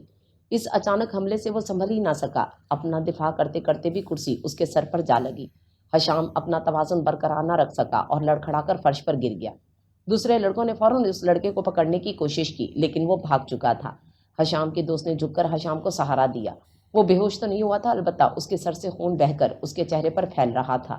پیٹر نے دوسرے دوست کی مدد سے اسے کھڑا ہونے میں مدد دی اور پھر دونوں اسے زبردستی ہسپتال لے گئے، کیونکہ حشام گھر واپسی کے لیے اصرار کر رہا تھا۔ ڈاکٹر کو یہی بتایا گیا کہ بے خیالی میں کسی چیز سے ٹکرا کر گر پڑا ہے۔ چلو میں تمہیں گھر تک چھوڑ دوں۔ ہاسپٹل سے باہر نکل کر پیٹر نے ہمدردی سے کہا، نہیں، میں اب بالکل ٹھیک ہوں، تھینک یو سو مچ، گھر قریب ہی تو ہے۔ حشام نے درد کی ٹیسوں کو دباتے ہوئے اس کا شکریہ ادا کیا اور اپنے فلیٹ کی طرف چل دیا۔ درد اسے بے حال کیے دے رہا تھا۔ بالآخر وہ بمشکل اپنے فلیٹ تک پہنچ سکا، لاک کھولا اور خود کو گھسیٹتا ہوا صوفے پر ڈھیر ہو گیا۔ اس وقت بہت شدت سے گرم گرم کافی پینے کو دل چاہ رہا تھا۔ کوئی تو ایسا بندہ آئے جو اس کی تکلیف کو شیئر کرے، اس سے کچھ پوچھے۔ اس لڑکے نے اپنی بات منوانے کے لیے کتنا غلط طریقہ اپنایا تھا۔ اسے تو نفرت تھی لا قانونیت سے۔ سر کی ٹیس نے سب کچھ بھلا دیا۔ اسے اینی یاد آ گئی اور اس کے دل نے شدت سے خواہش کی کہ ڈاکٹر رضوان کی فیملی واپس آ جائے۔ اس نے آنکھیں موندے موندے دعا کر ڈالی۔ جس سے خواہش کی گئی تھی اس کے لیے یہ معمولی بات تھی کہ اسی وقت اپنے اس بندے کی خواہش پوری کر دیتا۔ دروازہ بجا تو نقاہت کی وجہ سے اٹھا ہی نہ گیا۔ ہمت جمع کر کے کمن ہی کہہ سکا۔ پلکوں کی جھلمل سے اندر آنے والوں کو دیکھا اور اس کا دل خوشی سے دھڑک اٹھا، اور آنے والے ڈاکٹر رضوان اور انیلا تھے۔ اس کے سر پر بندھی پٹی دیکھ کر دونوں بے چینی سے اس کی طرف بڑھے۔ یہ کیا ہوا؟ انیلا نے اس کے پاس بیٹھتے ہوئے پریشانی سے پوچھا۔ اینی کی طرح یہ اس سے محبت تھی انہیں۔ پہلے تو حشام کا دل چاہا وہیں کہانی گھڑ دے، لیکن یہ ایسے لوگ تھے کہ جن سے دل کا رشتہ تھا۔ وہ جھوٹ نہ بول سکا اور ساری بات بتا دی۔ انیلا نے اپنے پاکستانی انداز میں اس اندیکھے لڑکے کو کئی گالیاں دے ڈالی تو حشام ان کی محبت پر مسکرا دیا۔ اس کی نظریں بار بار دروازے کی طرف اٹھ رہی تھیں۔ اینی شاید سامان سیٹ کر رہی ہو، یا ہو سکتا ہے کہ یہ لو دودھ پی لو۔ نہ جانے کب انیلا دودھ بھی گرم کر کے لے آئی تھی۔ اس نے خاموشی سے گلاس پکڑ کر پینا شروع کر دیا۔ ڈاکٹر رضوان ڈاکٹر ہیلن اور مائیکل کا حال چال پوچھ کر اپنے پاکستان کے دورے کے بارے میں بتانے لگے۔ جبکہ دودھ پینے کے بعد حشام کو سکون ملا تو اس کی آنکھیں غنودگی سے بند ہونے لگیں۔ انیلا نے اشارے سے ڈاکٹر رضوان کو اٹھنے کو کہا۔ دونوں جانے لگے تو خاموشی پر۔ پھر حشام ایک دم چونک گیا۔ تم آرام کرو حشام، میں پھر آؤں گی، کسی چیز کی ضرورت تو نہیں؟ انیلا نے اس کے سر پر ہاتھ پھیرتے ہوئے محبت سے پوچھا۔ جی تھینک یو، کچھ نہیں چاہیے۔ وہ حشام اینی کا پوچھتے پوچھتے رہ گیا۔ اچھا خدا حافظ، اب اٹھنا نہیں بالکل۔ انیلا اسے ہدایت کرتی ہی دروازے کی طرف بڑھ گئیں اور حشام جو شدت سے اینی سے ملنا چاہ رہا تھا آنکھیں بند کر کے پھر صوفے پر لیٹ گیا، مزید سوال کیے بغیر۔ پتہ نہیں کب تک سوتا رہا۔ کمرے میں باتوں کا مدھم سا شور بلند ہو رہا تھا۔ پہلے تو وہ خود ہی سمجھتا رہا، تبھی کسی نے اس کے بازو پر ہاتھ رکھا تو اس نے چونک کر آنکھیں کھول دیں۔ سبھی موجود تھے۔ اب کیسی طبیعت ہے حشام؟ ڈاکٹر ہیلن نے نرمی سے پوچھا۔ فائن، حشام نے بھاری آواز میں مختصراً کہا۔ مائیکل، ڈاکٹر رضوان اور انیلا نے باری باری اس کی خیریت پوچھی۔ اب میں پہلے سے کافی بہتر ہوں، حشام نے پورے کمرے میں نظر ڈالتے ہوئے جواب میں آہستہ سے کہا۔ اینی کتنی بدل گئی تھی، اس کی تکلیف کا سن کر بھی نہیں آئی تھی۔ اب مجھے بھی اس کے بارے میں سوچنے کی کوئی ضرورت نہیں، میں اس سے بات ہی نہیں کروں گا۔ ابھی وہ خود سے ہی باتیں کر رہا تھا کہ ڈاکٹر ہیلن نے وہی سوال کر دیا کہ اینی کہاں ہے؟ اینی کو ہم پاکستان چھوڑ آئے ہیں۔ کیا پاکستان؟ حشام اور ڈاکٹر ہیلن نے جیسے ایک ساتھ چیخ کر پوچھا۔ انہیں تو ان کی بات کا یقین ہی نہیں آیا تھا۔ حشام بے یقینی سے ان کی طرف دیکھے جا رہا تھا۔ جی ڈاکٹر ہیلن، ہم اسے دانستہ چھوڑ کر آئے ہیں۔ میرے خیال میں میرے جیسے گھرانے کے لیے یہاں کا ماحول جوان بیٹی کے لیے مناسب نہیں ہے۔ وہاں میرے بھائی نے اینی کو رکھ لیا ہے، کم از کم سکون کے ساتھ ہر جگہ آ جا تو سکے گی، ہم بھی بے فکر رہیں گے۔ ڈاکٹر رضوان بہت دھیمے انداز میں انہیں تفصیل سے بتا رہے تھے اور ہشام کو لگا جیسے اس کے زخم سے ایک بار پھر ٹیس اٹھنا شروع ہو گئی ہو۔ وہ سر پر ہاتھ رکھ کر کھڑا ہو گیا۔ کہاں جا رہے ہو؟ ابھی ہاسپٹل چل کر بینڈیج کروانی ہے۔ ڈاکٹر ہیلن نے اسے دیکھ کر کہا، میں اب ٹھیک ہوں، اپنے کمرے میں تھوڑی دیر آرام کروں گا، ڈونٹ وری۔ ہشام نرمی سے کہہ کر ان کے جواب کا انتظار کیے بغیر اپنے کمرے کی طرف چلا گیا۔ تب ڈاکٹر رضوان اور انیلا کافی پی کر جلدی اٹھ گئے۔ ہشام کھڑکی کے سامنے کھڑا خالی خالی نظروں سے برف گرتے دیکھ رہا تھا۔ کوئی اور وقت ہوتا اور اینی اس کے ساتھ ہوتی تو ان دونوں نے ہرگز ایسے موسم میں گھر نہیں بیٹھنا تھا۔ اب تک وہ دونوں ایسے موسم کو ایک ساتھ انجوائے کرتے آئے تھے۔ ابھی تو اس نے اینی سے کوئی بات نہیں کی تھی اور نہ ہی اسے اپنا فیصلہ بتایا تھا۔ کیوں آخر یہ لوگ اتنے ظالم ہیں کہ اپنی بیٹی وہیں چھوڑ آئے، کسی سے پوچھے بغیر؟ آخر اس کا بھی اینی پہ کوئی حق تھا، وہ اس کی دوست تھی، بچپن کی ساتھی۔ اسے اینی کی وجہ سے کبھی کسی اور کی کمی محسوس ہی نہ ہوئی، نہ بھائی نہ بہن کی اور نہ باپ کی، اور جیسے ایک خلاصہ اس کے اندر اترتا جا رہا تھا۔ ویرانی اور گھٹن کا احساس بڑھنے لگا۔ اس نے غصے سے دونوں ہاتھوں کی مٹھیاں بھینچ لیں۔ اس کا سارا وجود جلنے لگا تھا اور اس نے سویٹر اتار کر دور پھینک دیا۔ اس سے پہلے کہ سامان کی باری آتی، مائیکل دستک دے کر اندر چلا آیا اور ہشام نے ناگواری سے اس کو دیکھا، پھر اس کے ہاتھ میں ڈش دیکھ کر پزل سا ہو گیا۔ بھلا اس کا کیا قصور تھا؟ اس نے زبردستی مسکراتے ہوئے مائیکل سے ڈش تھام لی۔ مائیکل نے اشاروں سے اس کا حال پوچھا تو اس نے اشارے سے تھوڑا سا مسکرا کر اسے تسلی دے دی۔ ہشام ڈش میز پر رکھ کر بیٹھ گیا۔ بھوک کے باوجود دل نہیں چاہ رہا تھا۔ مائیکل نے گلا صاف کرنے کی آواز کے ساتھ اس کا شانہ ہلا کر اور منہ کی طرف ہاتھ لے جا کر اسے کھانے کا اشارہ کیا اور اسے مجبوراً مائیکل کا دل رکھنے کے لیے کھانا پڑا۔ کافی کا سپ لیتے ہوئے اسے ایک طمانینت کا احساس ہوا۔ مائیکل جیسے مطمئن ہو کر باہر چلا گیا۔ ہشام نے گھڑی پہ وقت دیکھا اور رات ہو چکی تھی۔ اس کا دل چاہا ڈاکٹر رضوان سے احتجاج کرے، انہیں بتائے کہ ان کے ایک طرفہ فیصلے سے کسی کو کتنی تکلیف پہنچی ہے، کوئی کتنا اکیلا ہو گیا ہے۔ نہ جانے اتنے بے باک ماحول میں بڑے ہونے کے باوجود اس کے اندر عام امریکیوں والی بے باکی کیوں نہیں تھی۔ اس کے اندر ایک جھجک تھی اور شاید یہ انیلا کی تربیت کا اثر تھا، کیونکہ اس نے بچپن تقریباً سارا ہی ان کے ساتھ ان کے زیر نگرانی گزارا تھا، ان جیسے اتوار سیکھے تھے۔ نہیں، وہ کبھی بھی ڈاکٹر رضوان سے ایسے خیالات کا اظہار نہیں کر سکے گا، اور بظاہر اینی شاید ہمیشہ کے لیے اس سے دور جا چکی تھی، لیکن بریلین کا گیت تو اکثر اس کے خیالوں میں گونجتا رہتا تھا، جس نے اسے مایوس نہیں ہونے دیا۔ یقیناً اینی بھی ایسا ہی سوچتی ہوگی۔ اس نے گویا اپنے آپ کو تسلی دی اور پرسکون ہو کر کمرے سے باہر نکل گیا۔ موسم ایسا خراب ہو رہا تھا کہ کہیں باہر جانے کا سوال ہی پیدا نہیں ہوتا تھا۔ ٹی وی لاؤنج میں ڈاکٹر ہیلن آتش دان کے پاس نٹنگ یعنی جو ان کا پسندیدہ مشغلہ تھا وہ کر رہی تھی۔ مائیکل ٹی وی دیکھ رہا تھا۔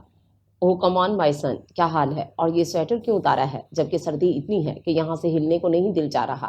ڈاکٹر ہیلن نے آخر میں ناراضگی سے کہا، ابھی پہن لوں گا، اس وقت تو میرا دل آپ سے باتیں کرنے کو جا رہا ہے۔ ہشام نے ان کے سامنے ہی کرسی گھسیٹ کر بیٹھتے ہوئے کہا، وائی ناٹ ہنی، ہمیں تو ایک ساتھ بیٹھنے کا وقت ہی نہیں ملتا۔ ڈاکٹر ہیلن نے پوری دلچسپی سے کہا، آپ مجھے چرچ کیوں نہیں لے کر جاتے؟ ہشام نے اتنے عرصے کا ذہن میں آیا سوال ایک دم پوچھ لیا، چرچ؟ ڈاکٹر ہیلن نے اچھینگے سے اس کی طرف دیکھا، ہاں چرچ، مجھے پتہ ہی نہیں کہ میرے مذہب میں کیا باتیں ہیں۔ اس دن جھگڑا بھی اسی بات پر ہوا تھا۔ ہشام نے شکایتی لہجے میں کہا، پہلی بات تو یہ کہ ہنی، چرچ کرسچن بچے جاتے ہیں اور مذہب سے واقفیت کے لیے ہی تو میں نے تمہیں ڈاکٹر رضوان کے سپرد کیا تھا، اور ان کی وائف نے تمہیں اور اینی کو ساری باتیں سکھا دی تھیں۔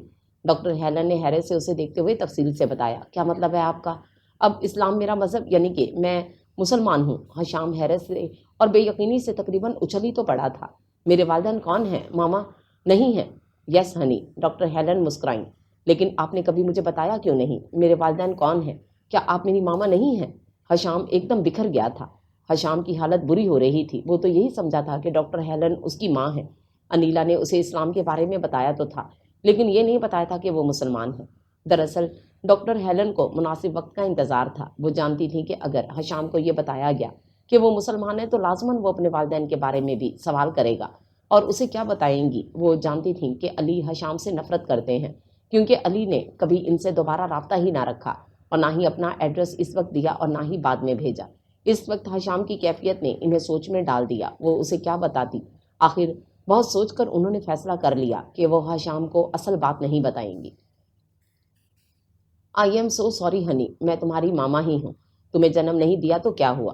میرے دل میں تمہارے لیے ایک ماں ہی جیسی ممتا ہے۔ ان دنوں میں پاکستان میں تھی، جب ایک دن ایک آدمی بچے کو ہسپتال میں داخل کرانے لایا۔ اس کا کہنا تھا کہ یہ بچہ لاوارث ہے، اس کا دنیا میں کوئی نہیں، والدین ایک حادثے میں فوت ہو چکے ہیں، اس لیے وہ بچے کو یہاں داخل کرانا چاہتا تھا تاکہ بچے کی زندگی بن سکے۔ میں نے بچے کی بھولی بھالی گول مٹول صورت دیکھی تو بے اختیار اس پر پیار آ گیا۔ تب میں نے فیصلہ کیا کہ میں خود اس بچے کو پالوں گی۔ تب میں نے کاغذات تیار کرائے اور تمہیں اپنے ساتھ امریکہ لے آئی۔ آج سے پہلے میں نے کئی بار چاہا کہ تمہیں اصل بات سے آگاہ کر دوں، لیکن میں خود ہی اس کا حوصلہ نہیں پاتی تھی، اس لیے کہ اصل بات جان کر تمہاری شخصیت ٹوٹ پھوٹ کا شکار ہو جاتی، جبکہ میں نے تمہیں اپنا بیٹا ہی سمجھا ہے۔ میں نے اسی لیے تمہیں اپنے مذہب کی طرف راغب کرنے کی کوشش نہیں کی کہ یہ فیصلہ تم خود کرو گے۔ اپنی مرضی کا راستہ منتخب کرنے کا تمہیں پورا اختیار ہے۔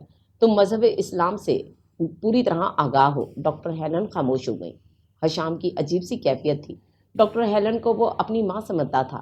ہیلن نے اسے یہی بتایا تھا کہ حشام کی پیدائش سے پہلے ان کے شوہر وفات پا گئے تھے، اس لیے اس نے کبھی اپنے باپ کے بارے میں سوال نہیں کیا تھا۔ عیسائیت کی اسے بس ابتدائی شدت تھی اور یہ اپنے ذہن میں بٹھا لیا تھا کہ وہ کرسچن ہے۔ البتہ جس مذہب کی اسے معلومات تھیں وہ اسے بہت پسند تھا۔ دوسرے وہ اسلام کو اینی کا مذہب سمجھتا تھا۔ آج تک وہ یہ سوچتا آیا تھا کہ ان دونوں کے درمیان مذہب کی دیوار حائل ہے۔ اب یہ جان کر اسے خوشی ہو رہی تھی کہ ان دونوں کا مذہب ایک ہے اور وہ مسلمان ہے۔ دھیرے دھیرے ایک عجیب سی خوشی اس کے اندر سرایت کرتی جا رہی تھی۔ وہ خاموشی سے آتش دان میں تھرکتے شعلوں کا رقص دیکھتا رہا۔ لمحے آگے بڑھتے گئے۔ ڈاکٹر ہیلن نے ایک دو مرتبہ اس کے جائزہ نظر چہرے کی طرف دیکھا۔ کتنا معصوم سا بچہ لگ رہا تھا، بالکل ویسا ہی جب اسے لے کر آئی تھی۔ ابھی تو اصلی راز باقی تھا۔ حشام کے والدین کسی وقت بھی اس کی واپسی کا مطالبہ کر سکتے تھے، لیکن پھر انہوں نے اپنے اس خیال کو جھٹکا۔ اب اتنے برس کے بعد ناممکن ہی تھا۔ علی اگر حشام کو چاہتے تو اسے بھیجتے ہی نہیں۔ یہ مرد قوم نہ جانے کب تک ان کے لیے معمہ بنی رہے گی۔ وہ گہری سانس لے کر حشام کی طرف دیکھنے لگیں، جو اب پشت سے ٹیک لگائے شاید سو رہا تھا۔ حشام، ویک اپ ہنی، اپنے بیڈ پر لیٹو چل کر۔ ڈاکٹر ہیلن کی آواز پر وہ چونک کر اٹھ گیا۔ رات بھر خواب میں وہ اینی کے ساتھ یہ خوشی شیئر کرتا رہا۔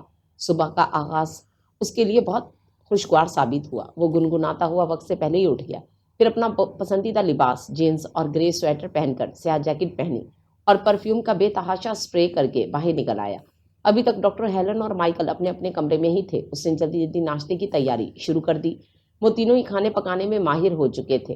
اس نے بڑی مہارت سے انڈے بنائے، سلائسز ٹوسٹر میں تیار کیے اور چائے بنا کر ساری چیزیں ڈائننگ ٹیبل پر سجا کر ناشتے کی تیاری کا اعلان پلیٹ بجا کر کیا۔ دونوں فوراً ہی باہر آ گئے اور حشام کی طرف دیکھ کر دونوں مسکرا دیے۔ ڈاکٹر ہیلن نے اس کی بینڈیج کا جائزہ لیا اور اسے دوبارہ ہاسپٹل جانے کی ہدایت کی۔ پھر تینوں نے خوشگوار ماحول میں ناشتہ کیا۔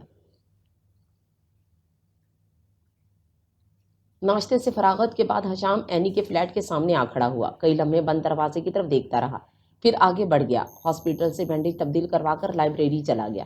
اندر داخل ہو کر پورے ہال پر ایک نظر ڈالی۔ وہی لڑکا اپنے دوستوں کے ساتھ بیٹھا ہوا تھا۔ وہ دانستہ ان سے کافی فاصلے پر جا کھڑا ہوا اور اسلامی لٹریچر کی کتاب ڈھونڈنے لگا، جو تھوڑی سی جد و جہد کے بعد مل گئی تھی۔ اس کے مطالعے میں ایسا غرق ہوا کہ وقت گزرنے کا پتہ ہی نہ چلا۔ اپنے شانے پر کسی کے ہاتھ کا وزن محسوس کر کے وہ چونک گیا۔ نازک سی لائبریرین اس کے پاس کھڑی تھی۔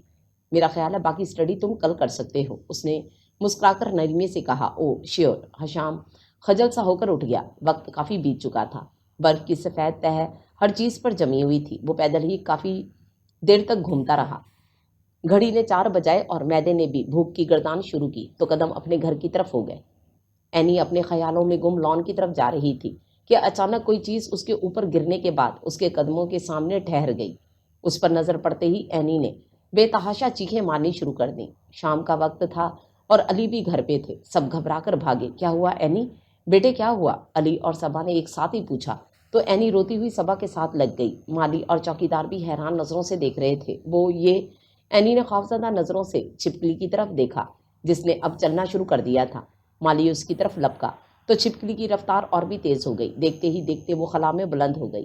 اینی نے صبا پہ اپنی گرفت مضبوط کر دی اور چھپکلی کے تعاقب میں سب کی نظریں آم کے درخت کی طرف جم گئی جہاں اکبر ربڑ کی چھپکلی لے کر کھڑا تھا۔ وہ بڑی ڈھٹائی سے دانت نکالتا ہوا ایک ہی چھلانگ میں نیچے پہنچ گیا۔ اکبر، یہ کیا حرکت تھی؟ دیکھو تو ابھی تک کانپ رہی ہے۔ صبا نے اسے ڈانٹا۔ بیٹا جی، اب آپ بچے نہیں رہے، آئندہ ایسی حرکت نہ ہو، علی نے زبردستی لہجے کو سنجیدہ بناتے ہوئے کہا۔ اینی کے سر پر ہاتھ پھیر کر تسلی دی۔ اور ان دونوں کو اندر جانے کا اشارہ کیا، خود بھی چل پڑے۔ اب اکبر نے ہنسنا شروع کر دیا۔ ممی، آپ کو پتہ ہے یہ کزن صاحبہ اپنے آپ کو بہت بہادر سمجھ رہی تھیں، بلکہ مجھے اپنے وہاں کے قصے سنا کر امپریس کرنا چاہ رہی تھیں۔ اب بھلا میری مردانگی یہ کیسے گوارا کرتی؟ سمجھی ہوں گی نے کہ یہ بھلا کیسے وہاں جا کر تصدیق کر سکتا ہے۔ آپ ان کو بتا دیں کہ میرے ہاتھ بہت لمبے ہیں۔ اکبر بالکل فلمی انداز میں تقریر کرتے ہوئے بولا تو باوجود غصے کے دونوں ہی ہنس پڑے۔ وہ کزن تم نے ڈیڈی سے بات کی تھی؟ اکبر نے اپنے مطلب کی طرف آتے نرمی سے پوچھا۔ میں تم سے ناراض ہوں، اس لیے جواب نہیں دوں گی، اینی نے اکڑ کر کہا۔ صبا ان دونوں کو چھوڑ کر اندر چلی گئیں۔ وہ کس سلسلے میں؟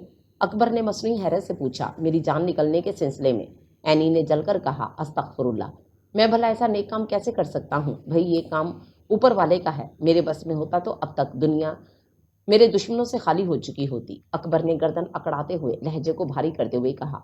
لیکن میری جان تو تم نکال چکے ہو، اب کچھ کہنا فضول ہے۔ اینی نے اسے ہری جھنڈی دکھائی اور ہاتھ ہلاتی ہوئی اندر بھاگ گئی اور اکبر سر کھجا کر رہ گیا۔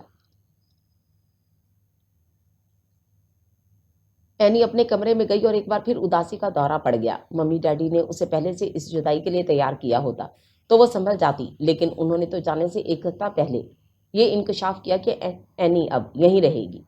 اینی پہ تو گویا غم کا پہاڑ ٹوٹ پڑا۔ وہ بھلا کیسے یہاں اکیلی رہ پائے گی؟ تنہائی ملتے ہی وہ انیلا کے گلے رکھ کر رو دی۔ انہوں نے ایسی باتیں کی کہ وہ مزید احتجاج کر ہی نہ سکی۔ انیلا دیر تک اسے زمانے کی اونچ نیچ سمجھاتی رہی۔ پھر آپ لوگ بھی یہیں آ جائیں نا، اس نے بڑی منت کی تھی۔ تب انہوں نے تسلی دی تھی کہ وہ جلدی آ جائیں گے، اور وہ حشام کا ذکر کرتے ہوئے جھجک گئی۔ نہ جانے کیوں جس شخص سے اس کا دل کا تعلق تھا، اس کا ذکر دوسروں کے سامنے کرتے ہوئے زبان رک جاتی تھی، حالانکہ وہ اس کے بچپن کا دوست تھا۔ وہ اسے کم از کم گڈ وشز تو بھیج ہی سکتی تھی۔ اینی پرانی یادوں میں کھوئی کھڑکی میں آ کر کھڑی ہوئی۔ 3 افراد کے درمیان اب اس کا اضافہ ہو گیا تھا۔ تینوں ہی اس کا بہت خیال رکھتے۔ اکبر تو اسے کبھی بھی اداس نہ ہونے دیتا۔ بعض دفعہ وہ صرف سوچنا چاہتی کہ ممی ڈیڈی اور حشام اس وقت کیا کر رہے ہوں گے۔ ہو سکتا ہے اب حشام کے خیالات بدل گئے ہوں، لیکن مجال ہے کہ اکبر کبھی کوئی سکون کا سانس لینے دیتا ہو۔ اس کا FSC کا دوسرا سال تھا، لیکن سنجیدگی سے دور کا بھی واسطہ نہیں تھا۔ آج بھی اسے کہہ رہا تھا کہ ڈیڈی سے پکنک پہ جانے کی اجازت دلوا دو۔ اینی علی سے بات بھی کر چکی تھی اور انہوں نے صاف انکار کر دیا تھا۔ آج کل حالات ٹھیک نہیں اور حادثے بھی بہت ہو رہے ہیں۔ وہ ابھی تک خیالوں میں گم ہی تھی کہ اکبر کی تیز آواز پر مڑ گئی۔ وہ دونوں ہاتھ کمر پر رکھے اسے گھور رہا تھا۔ خیریت؟ اینی اس کے انداز پر گھبرا گئی۔ ڈیڈ سے بات کی؟ اکبر نے دھڑلے سے پوچھا۔ ہاں، انکل کہہ رہے تھے کہ حالات ٹھیک نہیں۔ اینی نے رٹے ہوئے الفاظ ویسے ہی دہرا دیے۔ حالات؟ مجھے پرواہ نہیں، میں اپنے دوستوں سے وعدہ کر چکا ہوں، اکبر نے خود سری سے اٹل انداز میں کہا۔ نہیں اکبر، بڑے غلط نہیں کہتے، پھر کبھی صحیح، ایسا نہ ہو کہ بعد میں پچھتانا پڑے۔ اینی نے رسانیت سے سمجھانے کی کوشش کی۔ تو انہیں بتائے گا کون؟ شام کو واپسی بھی ہو جائے گی، البتہ تم اپنی زبان کو تکلیف مت دینا، تمہارے لیے بہت مزے کی چیز لاؤں گا، اکبر نے پروگرام سیٹ کرتے ہوئے اسے لالچ دیا۔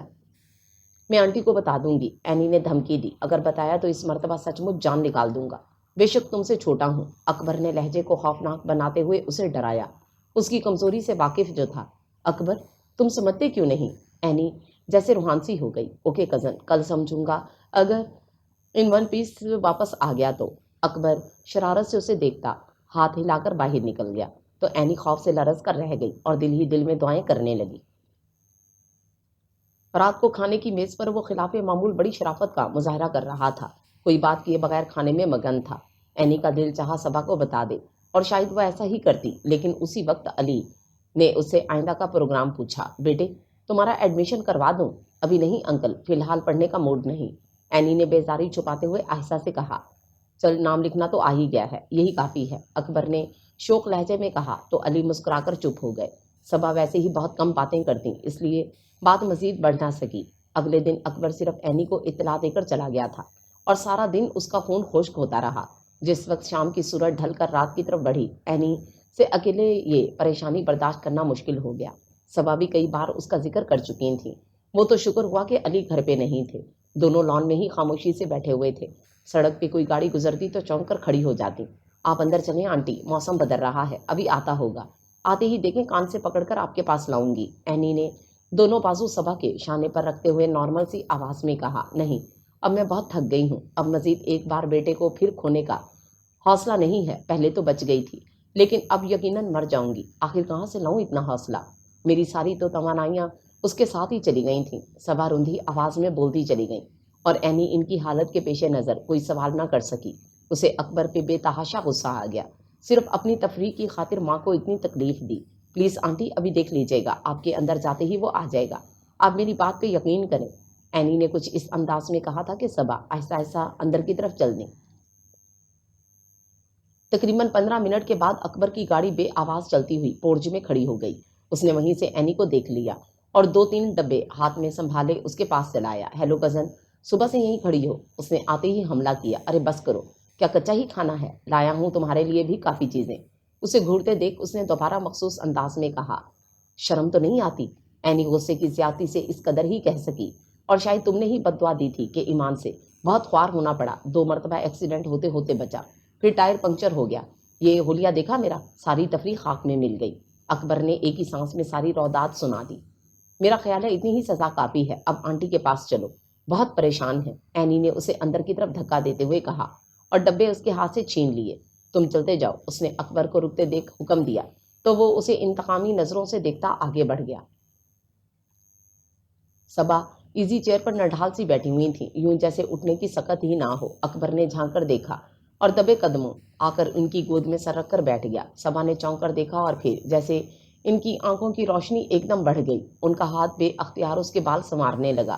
یہ کیا آنٹی، آپ کے ہاتھ میں تو جوتا ہونا چاہیے، اینی نے مصنوعی غصے سے کہا۔ نہیں بیٹے، مجھے ایک بار بھی اس پر غصہ نہیں آیا، پریشانی وہم کچھ اور سوچنے ہی نہیں دے رہے تھے، صبا نے محبت سے اکبر کی طرف دیکھتے ہوئے کہا۔ تو اکبر نے نادم ہو کر اینی کی طرف دیکھا۔ اب اٹھیے آنٹی، کھانا کھائیں، میرا دل تو خوش نہیں کیا، اینی نے مایوس لہجے میں کہا تو وہ دونوں مسکرا کر کھڑے ہو گئے۔ لیکن ابھی انکل آئے نہیں، اچانک ہی اسے علی کی غیر موجودگی کا احساس ہوا۔ آ جائیں گے، صبا کا انداز اسے عجیب سا لگا اور وہ صبا کی باتیں ذہن میں دہراتی ان کے پیچھے چل پڑی۔ کافی دن ہو گئے تھے امریکہ سے کوئی خط نہیں آیا تھا۔ اینی بہت پریشان تھی، جبکہ اکبر ہر طرح سے اس کا خیال رکھتا، 100 تعویذیں پیش کر دیتا۔ انہی دنوں علی نے صبا کے سامنے ایک نیا فیصلہ رکھ دیا۔ وہ دونوں رخصت ہوتی دھوپ میں لان میں بیٹھے شام کی چائے پی رہے تھے۔ اکبر اینی کو لے کر اپنے کسی دوست کے گھر گیا ہوا تھا۔ صبا، میں نے فیصلہ کیا ہے کہ اکبر کی شادی اینی سے کر دوں۔ علی نے صرف اپنا فیصلہ سنایا تھا، ان سے رائے نہیں مانگی تھی، وہ بڑی ہے اس سے۔ صبا نے نرمی سے کہا، سو واٹ، یہ سب جاہلانہ باتیں ہیں، تم نے دیکھا نہیں دونوں میں کتنی انڈرسٹینڈنگ ہے، ویسے بھی رضوان نے اس کی ذمہ داری مجھ پر ڈالی ہے، اکبر سے بڑھ کر کون اس قابل ہوگا؟ علی قطعیت سے کہہ رہے تھے۔ بہرحال مجھے یہ فیصلہ منظور نہیں، اینی کے لیے اچھے ہم عمر لڑکوں کی کمی نہیں ہے، انہوں نے دو ٹوک انداز میں کہا۔ یہ تو مجھے اچھی طرح اندازہ تھا کہ تم میرے فیصلے سے اختلاف ضرور کرو گی، مجھے یاد نہیں کہ آج تک تم نے میرے کسی فیصلے کی تعریف کی ہو، تم ایسی تو نہیں تھی صبا، مجھے تمہارے اس رویے سے بہت اذیت ہوتی ہے۔ علی کا تلخ لہجہ آخر میں مدھم ہو گیا۔ اذیت؟ صبا جیسے درد کے احساس سے بلبلا اٹھی۔ کون سی اذیت؟ وہ جو آپ مجھے دیتے ہیں؟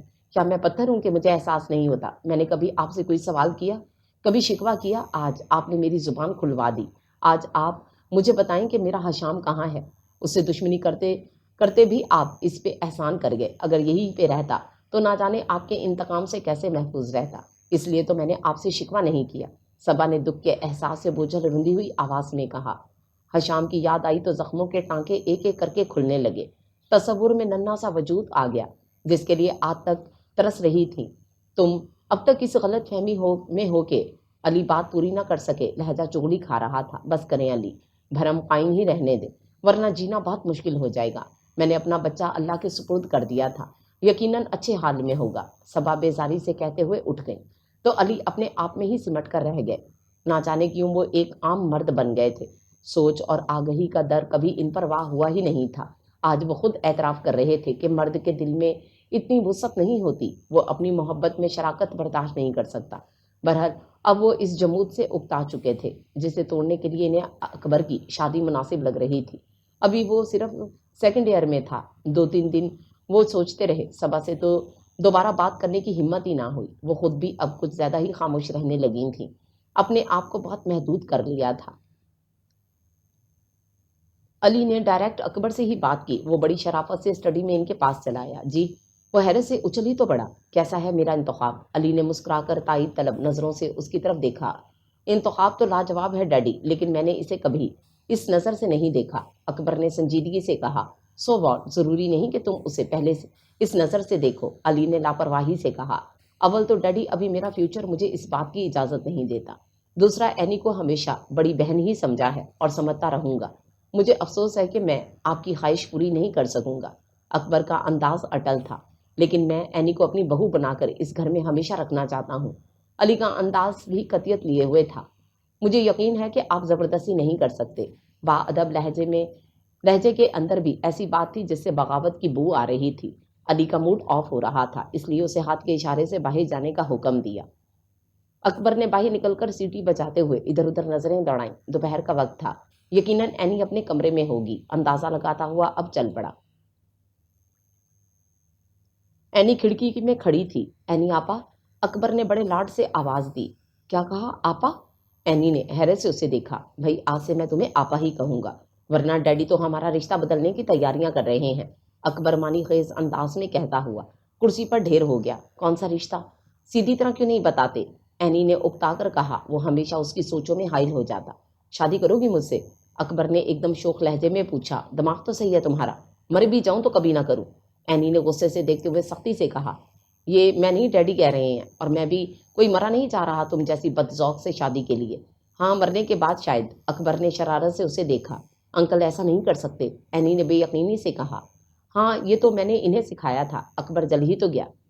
اینی کا تو پریشانی سے برا حال ہونے لگا، اس کی آنکھیں بھر آئیں، اسے اپنا آپ بہت بے بس لگ رہا تھا۔ وہ رخصتی تو نہیں کروانے لگے؟ اکبر نے اسے چھیڑا۔ میں واپس جاؤں گی، اینی نے بچوں کی طرح رونا شروع کر دیا۔ اوہ بے وقوف، میں بھلا ایسا ہونے دوں گا؟ ایک تو میں کم عمر بچہ، معصوم، سیدھا سادہ، خوبصورت، بے زبان، اور اینی کی بے ساختہ ہنسی کے ساتھ ہی خود بھی زور سے ہنس پڑا۔ اگر انکل نے پوچھا تو؟ اینی کے ذہن پر بھی پھر وہی مسئلہ سوار ہو گیا۔ تو جیسے اب زبان چلائی ہے ان کے سامنے بھی چلا لینا، اکبر نے لاپرواہی سے کہا۔ اگر انہوں نے مجبور کیا تو؟ اینی نے نیا نکتہ اٹھایا۔ اکبر پہلے کو سر پکڑ کر بیٹھ گیا، پھر کہا، پہلے خود کو گولی مارنا، بعد میں مجھے مار دینا۔ اس کے کہنے کا انداز ایسا تھا کہ اینی کا ہنس ہنس کر برا حال ہو گیا۔ اچھا اب اکبر یہ بتاؤ کہ تمہارا کوئی اور بھائی بھی تھا؟ اینی نے چپ ہو کر اچانک ہی پوچھا۔ تو اکبر نے حیران ہوتے ہوئے نفی میں سر ہلا دیا۔ تمہیں یہ خیال کیوں آیا؟ وہ سنجیدہ ہو گیا۔ بس ویسے ہی، کوئی خاص بات نہیں، اینی گڑبڑا گئی۔ اسے ایک دم بغیر تحقیق کے یہ بات نہیں کہنی چاہیے تھی۔ تم مجھ سے کچھ چھپا رہی ہو، صاف صاف بتاؤ۔ اکبر تو اس کے پیچھے ہی پڑ گیا۔ اکبر، بائی گاڈ کوئی بات نہیں، بس یوں ہی شک گزرا تھا، ایسے بات تو نہیں کہہ دی کہ جس کو اہمیت دی جائے، اینی قطعیت سے کہہ کر وہ خود ہی وہاں سے چلی آئی۔ اکبر نے بھی سر جھٹکا اور اس کے پاس سے گزرتا چلا گیا۔ اتنے بڑے گھر میں چاروں ہی کسی نئی سوچ میں گم ہو چکے تھے۔ علی بھی کسی مصلحت کے تحت خاموش تھے۔ صبا تو کسی صورت ان سے تعاون کرنے کو تیار ہی نہیں تھی، عجیب سی ہی حالت میں رہتی، اور علی اب ان سے بات کرنے کی ہمت نہ پاتے۔ کچھ دنوں سے گھر کے آس پاس ایک مشکوک سا شخص دیکھنے میں آ رہا تھا، چوکیدار نے اکبر کو بتایا۔ اینی بھی پاس ہی کھڑی سن رہی تھی۔ کیا بہت خوفناک ہے؟ اس نے خوفزدہ آواز میں پوچھا۔ نہیں جی، شکل تو بہت سونی ہے، بس روز آتا ہے، ادھر ادھر دیکھ کر چلا جاتا ہے، ویسے ابھی تک کوئی ایسی ویسی حرکت نہیں کی۔ چوکیدار کی سیدھی سی بات پر اکبر زور سے ہنس پڑا۔ ارے بے وقوف بیچارہ، اجنبی ہوگا، کسی کا گھر ڈھونڈتا ہوگا، آ کر فضول میں وقت برباد کیا، اور تم کو ذرا عقل بھی کام میں لانی چاہیے، سمجھے؟ اکبر نے اس اندیکھے شخص کو بریت جمع کرتے ہوئے کہا۔ تو یہ چوکیدار کچھ سوچتا ہوا اپنے ٹھکانے پہ چلا گیا۔ اینی اور وہ صبا کے کمرے میں چلے آئے، کیونکہ ان کی طبیعت ٹھیک نہیں تھی، اندر ہی اندر گھلتی جا رہی تھیں۔ اتنی خوبصورت اور باوقار سی صبا کو اس حالت میں دیکھ کر اینی کا دل رو اٹھا۔ آنٹی، اینی نے ان کے گرم ہاتھ پر اپنا ہاتھ رکھ کر ہولے سے آواز دی۔ اکبر بھی پریشان سا ان کے بیڈ پر بیٹھ گیا۔ کیا بات ہے، تم دونوں کے چہرے کیوں لٹک رہے ہیں؟ صبا نے نقاہت زدہ لہجے کو چھپاتے ہوئے نرمی سے پوچھا۔ آپ اتنی تنہا کیوں رہتی ہیں آنٹی؟ نہ کبھی کہیں آتی جاتی ہیں، اتنے بڑے آدمی کی بیگم کی تو مصروفیات ہی بے تحاشا ہوتی ہیں۔ اینی دکھ سے انہیں دیکھتے پوچھ رہی تھی۔ بڑا آدمی؟ صبا ہونٹوں پر بڑبڑا کر مسکرا دی۔ کاش کہ وہ اندر سے بھی بڑا آدمی ہوتا، صبا دکھ سے سوچ کر رہ گئی۔ اسی پل اکبر کا بلاوا علی کی طرف سے آ گیا تو نہ چاہتے ہوئے بھی اٹھنا پڑا، اور اینی نے شکر کیا کہ وہ چلا گیا۔ اب وہ صبا کو مجبور تو کر سکتی تھی۔ جاؤ بیٹی، تم بھی آرام کرو، صبا نے نرمی سے کہا۔ آنٹی پلیز، آپ مجھے بتائیں، کون سا دکھ ہے جو آپ کو اندر ہی اندر کھا رہا ہے؟ اپنی بیٹی سمجھ کر اپنا بوجھ ہلکا کر لیں پلیز۔ اینی نے ان کا ہاتھ پکڑ کر دباتے ہوئے منت سے کہا، اب تو وہ دکھ ماضی بن چکا ہے بیٹے، دبا ہی رہنے دو وہ سینے میں۔ صبا بھی جیسے تھک چکی تھی تنہا دکھ برداشت کرتے کرتے۔ اگر وہ ماضی ہوتا تو آپ اب تک اتنی دکھی کیوں ہیں؟ کیوں آج بھی اس دکھ کو یاد کرتی رہتی ہیں؟ آج مجھے آپ سب بتا دیں۔ اینی نے ضدی لہجے میں کہا تو صبا نے بھی گہری سانس لیتے ہوئے بتا دیا۔ علی سے شادی اور حشام کے سلسلے میں ان کی کارروائی یاد کر کے وہ کھل کر رو دیں۔ اینی بے بسی سے صرف ان کی شکل دیکھتی رہی۔ کتنا چھوٹا ظرف ہوتا ہے مرد کا۔ اسے اپنے انکل پر غصہ آ گیا جنہوں نے ایسا ناقابل معافی جرم کیا تھا۔ ایک عورت کی ممتا کا لمحہ لمحہ عذاب میں گزرا۔ اس کے تصور میں ڈاکٹر ہیلن آ گئی۔ یقیناً انہیں ساری حقیقت کا پتہ ہوگا کیونکہ وہ خود ہی حشام کی حیثیت سے بے خبر تھیں۔ کبھی یہ دھیان ہی نہیں دیا تھا۔ وہ صبا کو نڈھال پڑے دیکھ کر خاموشی سے نکل آئی کہ سوکھی تسلی انہیں مزید دکھی کر دے گی۔ اس کا بس نہیں چل رہا تھا کہ کیسے اڑ کر امریکہ پہنچ جائے اور ساری حقیقت معلوم کر لے۔ کچھ کرنے کے لیے اسے اکبر کی مدد کی ضرورت تھی اور اگر اس کو حوصلہ اصل بات بتا دیتی تو نہ جانے اپنے باپ کے لیے اس کی کیا جذبات ہوتے۔ وہ سوچوں میں گم کوریڈور میں چلی جا رہی تھی کہ اکبر ریکٹ لیے اپنے کمرے سے نکلا۔ ہاؤ وہ اس کے پاس سے گزری اور اکبر کو اندازہ نہیں تھا کہ وہ اتنی بے خبر ہوگی کہ ایک دم چیخ پڑے گی، توبہ ہے بھائی، احمق قوم سے، آنکھیں کھول کر بھی نظر نہیں آتا۔ اکبر نے اس کا مذاق اڑایا۔ میں کچھ سوچ رہی تھی۔ اینی نے جھیم کر توجہ پیش کی۔ چلو گی کھیلنے؟ اکبر نے ریکٹ اس کے سر پر مارتے ہوئے پوچھا۔ یہاں کوئی مینٹل ہاسپٹل ہے؟ اینی نے کچھ سوچ کر پوچھا۔ واٹ؟ اتنی جلدی یہ نوبت آ گئی ہے؟ کیوں نہیں؟ تمہارے لیے کمرہ حاصل کرنا میرا ذمہ۔ اکبر نے خوش دلی سے اپنی خدمات پیش کی۔ تو چلو پہلے وہیں چلتے ہیں، اینی نے آگے بڑھتے ہوئے کہا۔ خیریت تو ہے نا؟ اب اکبر نے حیرت سے اس کی طرف دیکھا، چہرہ تو سنجیدہ ہی تھا۔ کسی سے ملنا ہے، اینی نے چلتے ہوئے کہا۔ تب اکبر نے شانے اچکاتے ہوئے گاڑی کا لاک کھولا اور اینی کے بیٹھتے ہی سٹارٹ کر دی۔ راستے میں یہ دونوں خاموشی رہے۔ لو آ گیا تمہارا ٹھکانہ، اکبر نے گاڑی بسہولت روکتے ہوئے کہا۔ کچھ دیر اینی تذبذب سے سوچتی رہی، بھلا یہاں کیا کرنے آئی تھی؟ ڈاکٹر ہیلن کا ایڈریس تو اس کو زبانی یاد تھا۔ واپس چلو، اسے اور کچھ نہ سوجا، دماغ تو درست ہے، کیا مجھے شوفر سمجھ رکھا ہے؟ اب اترو اور جسے ملنا ہے مل کر آؤ، اکبر نے جل کر کہا۔ یہی نہیں، زبردستی اتر کر اسے بھی گھسیٹا اور اندر لے چلا۔ اینی چیختی رہ گئی۔ اکبر اس کا ہاتھ پکڑے پورے ہاسپٹل میں گھوما۔ طرح طرح کے مریض دیکھ کر اینی دکھی ہوتی رہی۔ اکبر پلیز واپس چلو، اینی نے بھرائی ہوئی آواز میں کہا۔ دل بھر گیا۔ اکبر نے مسکرا کر اسے دیکھا اور بیرونی دروازے کی طرف بڑھا۔ اینی نے بڑے سے لان پر نظر ڈالی۔ بہت سارے بچے نرسز کے ساتھ لان میں نکلے ہوئے تھے۔ چند ڈاکٹر بھی تھے۔ ایک ڈاکٹر کرکٹ کھیل رہا تھا۔ کافی فاصلے پہ صرف سفید کپڑے ہی نظر آ رہے تھے۔ بچے چیخ رہے تھے۔ ہنسی کی آواز پہ اینی چونک گئی۔ وہ مسلسل اسی کونے کی طرف دیکھ رہی تھی جہاں چند افراد بچوں کو کرکٹ کھیلنا سکھا رہے تھے۔ اب ہدایتیں دینے کی آواز آئی۔ اینی کافی دیر وہیں کھوئی رہی۔ دھڑکنیں خوش فہم ہو رہی تھیں۔ میں جاؤں؟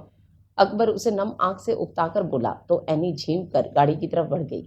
وہ لوگ گاڑی میں بیٹھ چکے تھے۔ گاڑی ابھی آہستہ تھی کہ کرکٹ سکھانے والا اور کھیلنے والا ایک بچہ گیند کے پیچھے اسی سمت آ رہے تھے۔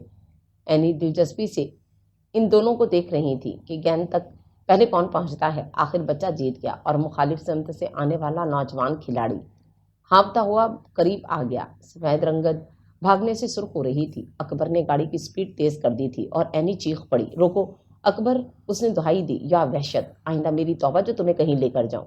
اکبر نے سچ مچ جھنجھلا کر زور سے گاڑی کو بریک لگائی۔ اینی پوری طرح ہل کر رہ گئی۔ سنبھلتے ہی زور سے دھڑکتے دل کے ساتھ اتر گئی۔ حشام! اس نے پلٹ کر دوڑنے والے کو زور سے پکارا۔ دوڑنے والے نے چونک کر پیچھے دیکھا۔ اینی نے ہاتھ ہلایا۔ اب دوڑنے والے کا رخ اس جانب ہو گیا۔ تھوڑی ہی دیر بعد وہ اس کے سامنے کھڑا، آنکھیں حیرت سے پھیلائے اس کی طرف دیکھ رہا تھا۔ Good God any! اوہ، یہ واقعی تم ہو! اکبر بیزار سا گاڑی میں بیٹھا تھا۔ اس شوق اور ذوق سے پر آواز کو سن کر باہر نکل آیا۔ عجیب ہی منظر دیکھا۔ دونوں احمقوں کی طرح حیرت اور خوشی سے ملی جلی کیفیت میں ایک دوسرے کو دیکھ رہے تھے۔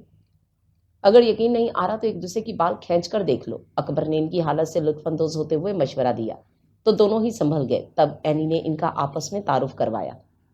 بائی گاڈ، تمہارا گھر ڈھونڈ ڈھونڈ کر میں بھی ان بچوں میں شامل ہو گیا تھا۔ حشام نے دور کھیلنے والے ہوش و حواس سے بیگانہ بچوں کی جانب اشارہ کیا۔ شکر ہے جلد ہی مل گئے، ورنہ اکبر خوامخواہ بیچ میں گھس آیا، جبکہ اینی اس سے اپنے ماں باپ اور ڈاکٹر ہیلن وغیرہ کا حال پوچھنے لگی۔ ویسے تم یہاں کیسے آ گئے؟ میں نے کبھی خواب میں بھی نہیں سوچا تھا کہ اینی نے دھیمی سی آواز میں مسکراہٹ چھپاتے ہوئے بات ادھوری چھوڑ دی۔ میرا خیال ہے باتیں گھر چل کر لیں، مجھے ڈر لگ رہا ہے، ایک بڑے میاں ڈنڈا لے کر ادھر ہی آ رہے ہیں۔ اکبر نے مصنوعی خوف سے سامنے دیکھ کر کہا۔ اینی اور حشام نے دیکھا، واقعی ایک بزرگ آ رہے تھے۔ یہاں پر کوئی اپنوں کا اور کوئی غیروں کا ستایا ہوا اس حالت تک پہنچ کر آتا ہے۔ حشام کی آواز بوجھل ہو گئی۔ گھر چلیں؟ اینی نے موضوع بدلتے ہوئے پوچھا۔ حشام نے فوراً کوئی جواب نہ دیا۔ کم آن یار، اردو سمجھتے ہو نا؟ اکبر نے بے تکلفی سے اس کا بازو گھسیٹتے ہوئے پوچھا۔ A1، میرے ارد گرد اردو بولنے والے زیادہ ہو رہے ہیں، حشام نے اینی کی طرف دیکھتے ہوئے بتایا۔ تھوڑی دیر بعد تینوں گھر واپس جا رہے تھے۔ اکبر کی موجودگی نے دونوں کو ہی بار بار ہنسنے پر مجبور کر دیا۔ وہ لوگ گاڑی سے اترے تو ایک اجنبی کو سب نوکروں نے حیرت سے دیکھا کہ وہ پاکستانی نقوش اور رنگت کے باوجود غیر ملکی لگ رہا تھا۔ زیادہ حیرت تو چوکیدار کو ہوئی تھی کہ روز چکر لگانے والا آج گھر کے اندر تھا۔ دوسری طرف حشام مزے سے بتا رہا تھا کہ وہ یہاں کئی بار آ چکا ہے، لیکن غلطی کے ڈر سے اندر نہیں آتا تھا۔ اکبر ذرا اچھی سی چائے کے لیے کہہ دو۔ اینی نے حکمن التجا کی تو اکبر اسے انتقامی نظروں سے دیکھتا باہر نکل گیا۔ اینی نے دانستہ ایسا کیا تھا کہ وہ حشام سے کچھ پوچھنا چاہ رہی تھی، جبکہ حشام دونوں بازو سر کے پیچھے رکھے صوفے سے ٹیک لگائے دلچسپی سے اس کی طرف دیکھ رہا تھا۔ مجھے اب تک یقین نہیں آ رہا کہ تم میرے سامنے ہو۔ پتہ ہے اینی، میں نے ڈھیر ساری باتیں صرف تمہارے لیے جمع کر رکھی ہیں، وہ راز جنہیں سن کر میری عجیب سی کیفیت ہو گئی تھی۔ کیا آج کی پریکٹیکل لائف میں بالکل خوابوں جیسی باتیں ہم جیسے عام بندوں کے ساتھ پیش آ جاتی ہیں، جن پر مشکل سے ہی یقین آتا ہے۔ لیکن جب ماما نے بتایا کہ میں مسلمان ہوں تو نہ جانے کیوں مجھے حیرت نہیں ہوئی، اور جب یہ بتایا کہ میں ان کا بیٹا نہیں ہوں تو یوں لگا جیسے میرا شعور پہلے ہی سے اس بات کا منتظر تھا، جبکہ اس سے پہلے مجھے کبھی بھی کسی تشنگی کا احساس نہیں ہوا تھا۔ لیکن اب یوں لگ رہا تھا جیسے میں صدیوں سے تنہا ہوں۔ مجھے لگتا تھا جیسے میں انہی بچوں کا حصہ ہوں، انہی کی طرح ذہنی معذور۔ حشام جیسے دھیرے دھیرے خواب کسی کیفیت میں بول رہا تھا، اور اینی حیرت اور تعصب سے اس کھلنڈرے لڑکے کی باتیں سن رہی تھی جو کبھی کسی معاملے میں سنجیدہ نہیں ہوا تھا۔ اس کی سمجھ میں نہ آیا کیسے ان تاثرات کا اظہار کرے، کیسے اپنے خیالات بتائے کہ اسے خوشی کے مارے الفاظ ہی نہیں سوجھ رہے تھے۔ واقعی یہ تو فلمی سچویشن ہو گئی تھی۔ شکر ہوا کہ اکبر خانسامہ کے ساتھ ڈرائنگ روم میں داخل ہوا۔ ٹرالی بے شمار چیزوں سے بھری ہوئی تھی۔ لگتا ہے دل سے مہمان نوازی ہو رہی ہے۔ اینی نے شرارت سے اسے دیکھا۔ معاملہ جو دل کا ہوا۔ اکبر نے من خیز انداز میں بیک وقت دونوں پہ شوق نظر ڈالی۔ اسے لمبا چوڑا سوبر سا حشام بہت پسند آیا تھا۔ اچھا اب تمہاری باری ہے، تم حشام کو کمپنی دو، میں آنٹی کی خیریت پوچھ کر آتی ہوں، اینی نرمی سے کہتی انہیں مزید کوئی بات کرنے کا موقع دیے بغیر باہر نکل گئی۔ سارے گھر میں دیکھا، صبا کہیں نظر نہ آئی۔ کچن کا تو وہ سوچ بھی نہیں سکتی تھی، کیونکہ صبا نے کبھی کم از کم اس کی موجودگی میں کسی کو اپنے ہاتھ سے پکا کر نہیں کھلایا تھا۔ وہ بے خیالی میں ادھر ہی چلی آئی۔ اندر صبا خانسامہ کی مدد سے نہ جانے کیا پکا رہی تھی۔ ونڈرفل آنٹی، وہ خوشی سے کہتے اندر آ گئی۔ صبا نے مسکرا کر اس کی طرف دیکھا۔ آج نہ جانے کیوں دل چاہ رہا تھا کہ اپنے ہاتھ سے کچھ پکاؤں۔ ابھی اکبر نے بتایا تھا کہ تمہارا کوئی مہمان آیا ہے، وہ بھی امریکہ سے، تو اس کے لیے تو یہ سب نیا ہی ہوگا، صبا سادگی سے کہہ رہی تھی۔ جی آنٹی، مہمان تو بہت خاص ہے، میرا ہی نہیں آپ کا بھی ہے، اینی نے کچھ سوچ کر خوش ہوتے ہوئے کہا۔ تم چلو میں بھی آتی ہوں، صبا پوری دلچسپی سے بولی۔ آنٹی ایک بات بتاؤں، یہ ڈاکٹر ہیلن کو جانتے ہیں، بلکہ بہت قریب سے، اینی نے ایسا ایسا بتانا مناسب سمجھا۔ صبا ایک دم ساکن سی ہو گئی۔ انہوں نے بے بسی سے اینی کی طرف دیکھا۔ آنٹی ہم ان سے ساری معلومات لے سکتے ہیں، اینی نے دوبارہ کہا۔ ناممکن ہے بیٹا، وہ بیچارہ بھلا کیا جانتا ہوگا، اسے سکھی رہنے دو، جہاں بھی رہے میرا کیا ہے، یہ دن بھی گزر ہی جائیں گے۔ صبا بھیگی آنکھوں کو خشک کرتے بولی۔ ہو سکتا ہے آنٹی وہ بھی آپ کی تلاش میں ہو، ان لوگوں نے چھوڑ دیا ہو، آپ چلے میرے ساتھ، اینی رسانیت سے کہتے ہوئے صبا کا ہاتھ مضبوطی سے پکڑ کر کچن سے باہر لے آئی۔ صبا نے بھی مزید عذر نہ کیا کہ ہو سکتا ہے کہ دعاؤں کی قبولیت کا وقت آ گیا ہو۔ اندر اکبر اور حشام دوستانہ انداز میں مسلسل باتیں کر رہے تھے۔ صبا دھڑکتے دل کے ساتھ اندر داخل ہوئی۔ دونوں کھڑے ہوئے۔ حشام نے انہیں سلام کیا تو بے اختیاری آگے بڑھ کر اس کے سر پر ہاتھ پھیرا اور آنسو چھپاتے ہوئے بیٹھ گئی۔ حشام نے ایک نظر بغور اس گریسفل سی خاتون کو دیکھا۔ اینی صبا کے ساتھ ہی بیٹھ گئی۔ پوچھیں؟ اینی نے سرگوشی کی۔ تم اگر ڈاکٹر ہیلن کو کب سے جانتے ہو؟ بلاخر انہوں نے کپکپاتی آواز میں پوچھا۔ بس بچپن سے، میرا مطلب ہے کہ انہوں نے ہی مجھے پالا ہے، حشام نے اس کی سوال پر متحیر ہوتے ہوئے سادگی سے جواب دیا۔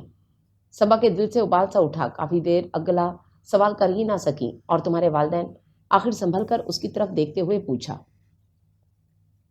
मामा ने, मेरा मतलब है डॉक्टर हेलन ने बताया था कि बचपन में किसी ने हमदर्दी की वजह से मुझे इनके हवाले यहीं कराची में ही किया था। और हशाम शायद दानस्ता चुप हो गया था कि सबा चीख सी पड़ी, ये एनी, सुना तुमने? वही है, वही है। बोलते बोलते ही इन पर बेहोशी वाली कैफियत तारी हो गई। मम्मी! अकबर तेजी से इनकी तरफ बढ़ा। एनी भी परेशानी से इन्हें पुकारने लगी, एनी प्लीज पानी लेकर आओ। हशाम ने आगे बढ़ते हुए भारी आवाज में कहा। तो एनी फौरन ही जाकर पानी ले आई। मैं डॉक्टर को लेकर आता हूँ। अकबर दरवाजे की तरफ बढ़ा। इतनी देर में हशाम ने सबा के चेहरे पर पानी के छींटे मारे। वो ना जाने क्या बड़बड़ाए जा रही थी। मम्मी प्लीज, बेसाख्ता ही हशाम के मुंह से निकला। इनमें कशिश ही ऐसी थी कि अपने आप ही ये लफ्ज मुंह से निकल गया। सबा ने गहरी सांस लेते हुए आंखें खोल दी। अकबर फिर से पलट आया और परेशान नजरों से देखने लगा। तुम हशाम हो ना? उन्होंने बेयकीनी से उसे देखते हुए पूछा। जी, मेरा नाम हशाम है। हशाम ने उलझी उलझी नजरों से देखा। सबा ने उठकर बैठते हुए हशाम का हाथ पकड़कर अपने पास बिठाया और बगौर उसकी तरफ देखना शुरू कर दिया। ये चेहरा उनसे उस वक्त जुदा हुआ था जब उसके नकूश भी वाजे नहीं हुए थे। आज वो एक मजबूत मर्द की सूरत इनके सामने था। सबा को तो यकीन ही नहीं आ रहा था कि वो हशाम को दोबारा देख नहीं है। उन्होंने उसकी कुशादा पेशानी चूम ली। हशाम, क्या तुम यकीन करोगे कि ये तुम्हारी असल मामा है? एनी ने इनके करीब आकर खुशी से बोझल आवाज में बताया। तो हशाम ने स्याह चमकती आंखों से सबा के मुस्कुराते चेहरे की तरफ मोहब्बत से देखा। मुझे यकीन था एनी कि खुदा किसी मसलहत के तहत ही मुझसे डॉक्टर हेलन को छीन रहा है, और मैं खुश हूं कि ये मेरी जिंदगी का आखिरी नया इंकशाफ है। अब कोई नई बात ऐसी नहीं रह गई जो मुझे दोबारा दुखी कर दे। हशाम ने सबा का हाथ अपने हाथ में लेते हुए बड़ी रसानियत से मुतमईन सी आवाज में कहा, तो अकबर उसे जबरदस्ती उठाकर गले लग गया। इत्तफाक से मैं तुम्हारा छोटा भाई हूँ। अकबर की बात पे हशाम की गिरफ्त तो उसके गिर्द तंग हो गई। सबा और एनी खुशी से इनकी तरफ देख रही थीं कि शाम के 6 बजते ही एक गाड़ी का हॉर्न सुनाई दिया और सबा की रंगत जर्द पड़ गई। वो खौफजदा नजरों से हशाम की तरफ देखने लगी। कहानी अभी अधूरी थी और इसे मुकम्मल करने की इनमें हिम्मत नहीं थी। वो तेजी से हशाम की तरफ बढ़ी। एनी, जल्दी से इसे कहीं छुपा दो, नहीं तो वो फिर छीन लेगा। खुदा के लिए छुपा दो कहीं, वो मुझसे ले जाएगा इसको। मैं अब इसको खोना नहीं चाहती। अकबर, तुम ही कुछ करो, खुदा के लिए इसे ना बताना कि। ये सबा हुजानी कैफियत में बोले जा रही थी। अकबर और हशाम ने इन्हें थाम लिया और दोनों सहारा देकर इनके कमरे में ले गए। मम्मी, आखिर क्या हो गया है आपको? यहाँ पे हशाम का कोई दुश्मन नहीं, अब ये कहीं नहीं जाएगा, मैं आपको यकीन दिलाता हूँ। अकबर ने नरमी से समझाने वाले अंदाज में कहा। लेकिन सबा हशाम के साथ लगी रोए जा रही थी। तुम तो चुप करो, अकबर ने एनी को डांटा, जो बड़े खलूस से सबा का साथ दे रही थी। हशाम के दिमाग में वसवसे जाग उठे। अभी उसे इत्मीनान की सांस लिए वक्त ही कितना गुजरा था कि उसका यकीन कितनी जल्दी टूट गया। मम्मी प्लीज सारी बात बताएं, वरना अब मैं कहीं चला जाऊंगा। अकबर ने इनके मुसलसल रोने से तंग आकर धमकी दी तो सबा के आंसू थमने लगे और उन्होंने ना चाहते हुए भी बच्चों के सामने अली को बरियजमा करते हुए बताया कि अली का कोई कारोबारी हरीफ इंतकाम की वजह से हशाम को अगवा करके ले गया था। इतनी सी बात, अब तो डैडी खुश हो जाएंगे, क्यों एनी? अकबर ने हल्के फुल्के होकर एनी से कहा, तो वो सबा की तरफ देखकर रह गई। सबा ने बड़ी मुश्किल से आंसू रोके कि इन्हें इस कमजर्फ इंसान से अब भी तवक्को नहीं थी। उन्होंने भीगी आंखों से हशाम की तरफ देखा। वो सर झुकाए ना जाने क्या सोच रहा था। खुदा तेरी हिफाजत करे मेरे बच्चे। इनके दिल से दुआ निकली। अंकल को ये खुशखबरी मैं दूंगी। एनी ने ऐलान किया तो हशाम ने दिलचस्पी से उसकी तरफ देखा और शुक्र किया कि उसकी खुशी की ये किरण इसके करीब ही थी। अकबर ने मसनूई नाराजगी से इजाजत दी कि ये सादत वो हासिल करना चाहता था। एनी सुर्ख दुपट्टा सर पर डालकर दरवाजे की तरफ बढ़ी तो हशाम को फिर उसकी तरफ देखना पड़ा कि ये अंदाज और लंबी चुटिया इस पर कितनी सज रही थी। एक बात और, जब तक मैं ना कहूं कोई कमरे से बाहर ना निकले। उसने पलटकर हदायत की और हशाम की तरफ शरारत से देखकर अंगूठा दिखाती बाहर निकल गई। अली इलेक्शन की तैयारियों में मसरूफ थे, इसलिए अकबर और सबा से अपना मुतालबा भुलाए बैठे थे। कपड़े तब्दील करके वो अपनी स्टडी में जा बैठे। एनी 2 कप चाय और दूसरे लवाजमात ट्रे में रखकर ले गई। आदाब अंकल, उसने ट्रे में इस पर रखते बड़े जोश से कहा था। जीती रहो। थैंक यू बेटा, बेटियां वाकई रहमत होती हैं। अली ने मोहब्बत से उसकी तरफ देखा। वो मुस्कुरा दी। अंकल, आजकल आपकी मसरूफियात कुछ ज्यादा नहीं हो गई? आंटी की तबीयत बहुत खराब है। एनी ने संभल कर गुफ्तगू की इब्तदा की। कोई नई बात करो बेटे, रोज रोज की बीमारी का कौन नोटिस ले? अली ने बेजारी से बिस्किट उठाते हुए कहा। تو اینی پل بھر کے لیے چپ بیٹھی رہ گئی۔ کیا واقعی علی کو کبھی اپنی غلطی، اپنے ظلم کا پچھتاوا نہیں ہوا؟ اب اینی نے صاف صاف بات کرنے کا فیصلہ کر لیا۔ معاف کیجیے گا انکل، یہ وہی آنٹی ہیں کہ جن کی محبت میں آپ اتنے خود غرض ہو گئے کہ… علی بغور اس کی طرف دیکھ اور سن رہے تھے۔ اینی کی خاموشی پہ علی نے نرم انداز میں پوچھا۔ اینی نے لمبا سانس کھینچ کر خود کو نارمل کیا۔ اچھا چھوڑیں اس بات کو۔ اگر کوئی انسان جوانی میں غلطی کرے تو اسے کبھی زندگی کے کسی مرحلے پہ ندامت کا احساس ہوگا یا نہیں؟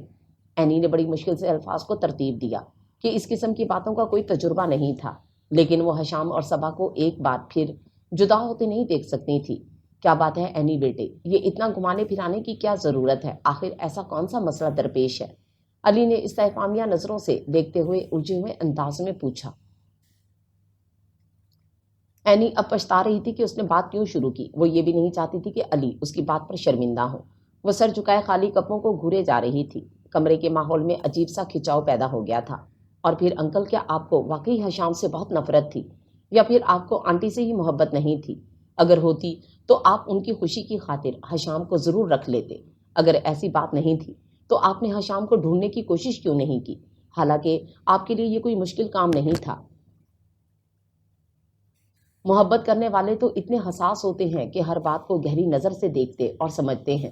اینی نے اچانک ہی رٹے ہوئے انداز میں بولنا شروع کیا اور بات ختم کر کے فوراً ہی بھاگنے والے انداز میں کمرے سے باہر نکل گئی کہ وہ علی کا کوئی بھی روپ دیکھنے کی ہمت نہیں رکھتی تھی، اور علی اپنی بکھری سوچوں کے ساتھ تنہا رہ گئے۔ اینی کچھ نہ کہتے ہوئے بھی بہت کچھ کہہ گئی تھی۔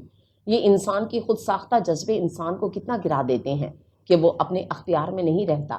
یہ واقعی حقیقت تھی کہ انہیں آج سے پہلے اپنی زیادتی کا احساس ہی نہیں ہوا تھا۔ ان کے دل و دماغ میں کبھی اتنی وسعت پیدا نہ ہو سکی کہ وہ حشام کا وجود برداشت کر سکتے، حالانکہ وہ اسے اپنے پاس رکھ کر دین اور دنیا میں بھی سرخرو ہو سکتے تھے۔ کاش ان کا ضمیر آج سے پہلے بھی جاگ جاتا۔ وہ خیر اب بھی کچھ نہیں بگڑا تھا۔ وہ ڈاکٹر ہیلن سے رابطہ قائم کر کے حشام کو واپس بلا لیں گے۔ دل میں مصمم ارادہ کر کے اٹھ گئے تاکہ صبا کو یہ خوشخبری سنا سکیں۔ ایک ایک کر کے انہوں نے سارے کمرے، لان وغیرہ سب دیکھ لیا، لیکن ان تینوں میں سے کوئی بھی نظر نہ آیا تو علی بری طرح پریشان ہو گئے۔ وہ چوکیدار کے پاس آ گئے۔ بیگم صاحبہ اور بچے کہیں باہر گئے ہیں؟ انہوں نے پوچھا۔ نہیں جی، گاڑیاں تو گھر پہ ہیں، چوکیدار نے حیران ہو کر جواب دیا۔ تو اچانک انہیں اوپر والے حصے کا خیال آیا۔ وہ تیز تیز قدموں سے چلتے سیڑھیاں چڑھ گئے،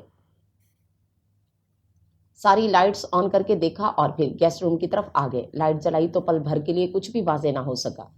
آخر بغور دیکھنے پر پتہ چلا کہ صبا اور اکبر کے درمیان کوئی اور بھی بیٹھا ہوا ہے، جس کا چہرہ تو ان کے لیے اجنبی ہی تھا، لیکن جس انداز سے صبا نے اس کا ہاتھ مضبوطی سے پکڑ رکھا تھا، چہرے پر بھی عجیب سے تاثرات تھے۔ اینی دروازے کے ساتھ لگ کر کھڑی ہو گئی۔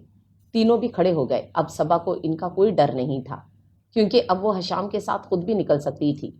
حشام خوشی سے دھڑکتے دل کے ساتھ علی کی طرف دیکھ رہا تھا۔ اینی نے کئی دعائیں کر ڈالیں کہ انکل اس کا مان رکھ لیں۔ علی نے ڈرامائی انداز میں سب کے چہروں پر ایک نظر ڈالی۔ اکبر نے حشام کو آگے کر دیا۔ صبا اور اینی کی سانس سینوں میں اٹکی ہوئے تھے۔ میں جانتا ہوں، میں پہچان گیا ہوں تمہیں، علی نے آہستہ سے کہتے ہوئے حشام کو سینے سے لگا لیا۔ تو صبا اس معجزے پر شکر کرتی ہوئی حشام کی پشت پر محبت سے ہاتھ پھیرنے لگی۔ میں بہت شرمندہ ہوں بیٹے، علی نے حشام کو الگ کرتے ہوئے بھاری آواز میں کہنا شروع کیا۔ تب صبا نے ان کا ہاتھ پکڑ کر دبا دیا، کیونکہ جو حقیقت علی بتانے لگے تھے اس کی تو حشام کو ہوا بھی نہیں لگنے دی تھی۔ اکبر تم رک جاؤ، بھائی کو سارا گھر دکھاؤ، اور اینی کھانا بھی لگوا دو، صبا نے پہلی مرتبہ زندہ دلی سے انہیں حکم دیا۔ تو تینوں بولے بغیر باہر نکل گئے۔ اینی پھر ڈیڈی کی تجویز کیسی لگی؟ اکبر نے ابتدا کی۔ حشام ان کی طرف دیکھنے لگا۔ کون سی تجویز؟ اس نے پوچھا۔ ڈیڈی کہہ رہے تھے کہ اینی کی شادی کر دی جائے۔ اکبر نے شرارت سے اسے دیکھا تو اینی نے آخری سیڑھی پر پڑا چھوٹا سا گملہ اٹھا لیا۔ اگر تم نے فضول بکواس کی تو خیر نہیں تمہاری۔ اس نے گملے کو مزید اوپر اٹھایا۔ اینی کی شادی کب، کس کے ساتھ؟ حشام نے بے چینی سے پوچھا۔ جھوٹ بولتا ہے، میں کسی سے شادی نہیں کر رہی، اینی نے سرخ چہرہ موڑتے ہوئے جھنجھلا کر کہا۔ تو اکبر نے اشارے سے حشام کو بتایا وہ بھی اس کا ساتھی بن گیا۔ ویسے حرج کیا ہے، ایک نہ ایک دن تو ہوگی ہی، جس طرح ہم دونوں بھائیوں کی ہوگی۔ اس نے بڑی سہولت سے اینی کے ہاتھ سے گملہ لینے کی کوشش کی تو اینی نے اس کی بات پر سچ مچ غصے میں آتے ہوئے گملہ چھوڑ دیا۔ وہ دونوں ہی قریب کھڑے تھے۔ گملے نے قدموں میں ٹوٹ کر تقریباً دونوں کو ہی تکلیف میں مبتلا کر دیا۔ یہ بھی اچھا ہوا کہ دونوں کو ہی چوٹ لگی، ورنہ ایک کو لگتی تو دوسرے کو بھی یقیناً۔ اکبر نے درمیان میں آتے ہوئے شوق نظروں سے دونوں کو دیکھا تو اینی جھیم کر پیچھے ہٹ گئی۔ اکبر، تم آئندہ اینی کو کچھ نہیں کہو گے، سمجھے؟ حشام نے ایک دم روب سے کہا، ایک شرط پہ، کہ اگر یہ اپنے منہ سے اعتراف کر لے کہ آپ اس کے کزن سے زیادہ سجن ہیں تو میری توبہ آئندہ سے۔ اکبر نے بڑی سعادت مندی سے سر جھکاتے ہوئے ترچھی نظروں سے اینی کی طرف دیکھتے ہوئے کہا۔ اینی نے سیڑھیوں سے کھسکنے کی کوشش کی تو حشام ایک دم اس کے سامنے آ گیا۔ اینی نے بڑی مشکل سے ٹکرانے سے خود کو بچایا۔ اکبر کی بات کا جواب دے کر جاؤ، اس نے سرگوشی کے انداز میں جھک کر کہا۔ اینی شرم سے گڑ گئی۔ اس نے اکبر کو سرزنش کرنے کے لیے سر اٹھایا تو وہ نہ جانے کب کا غائب ہو چکا تھا۔ اس نے شکر کیا، اکبر چلا گیا۔ اس نے بڑی خوشی سے اطلاع دی، سو واٹ؟ حشام نے اس کی طرف دیکھتے ہوئے بڑے اطمینان سے کہا، آخر ہونا اس کے بھائی ڈھیٹ۔ اینی نے مصنوعی خفگی سے کہا، اب تو ادب کرنا شروع کر دو اور جلدی سے جواب دے دو کہ ممی ڈیڈی آ رہے ہیں۔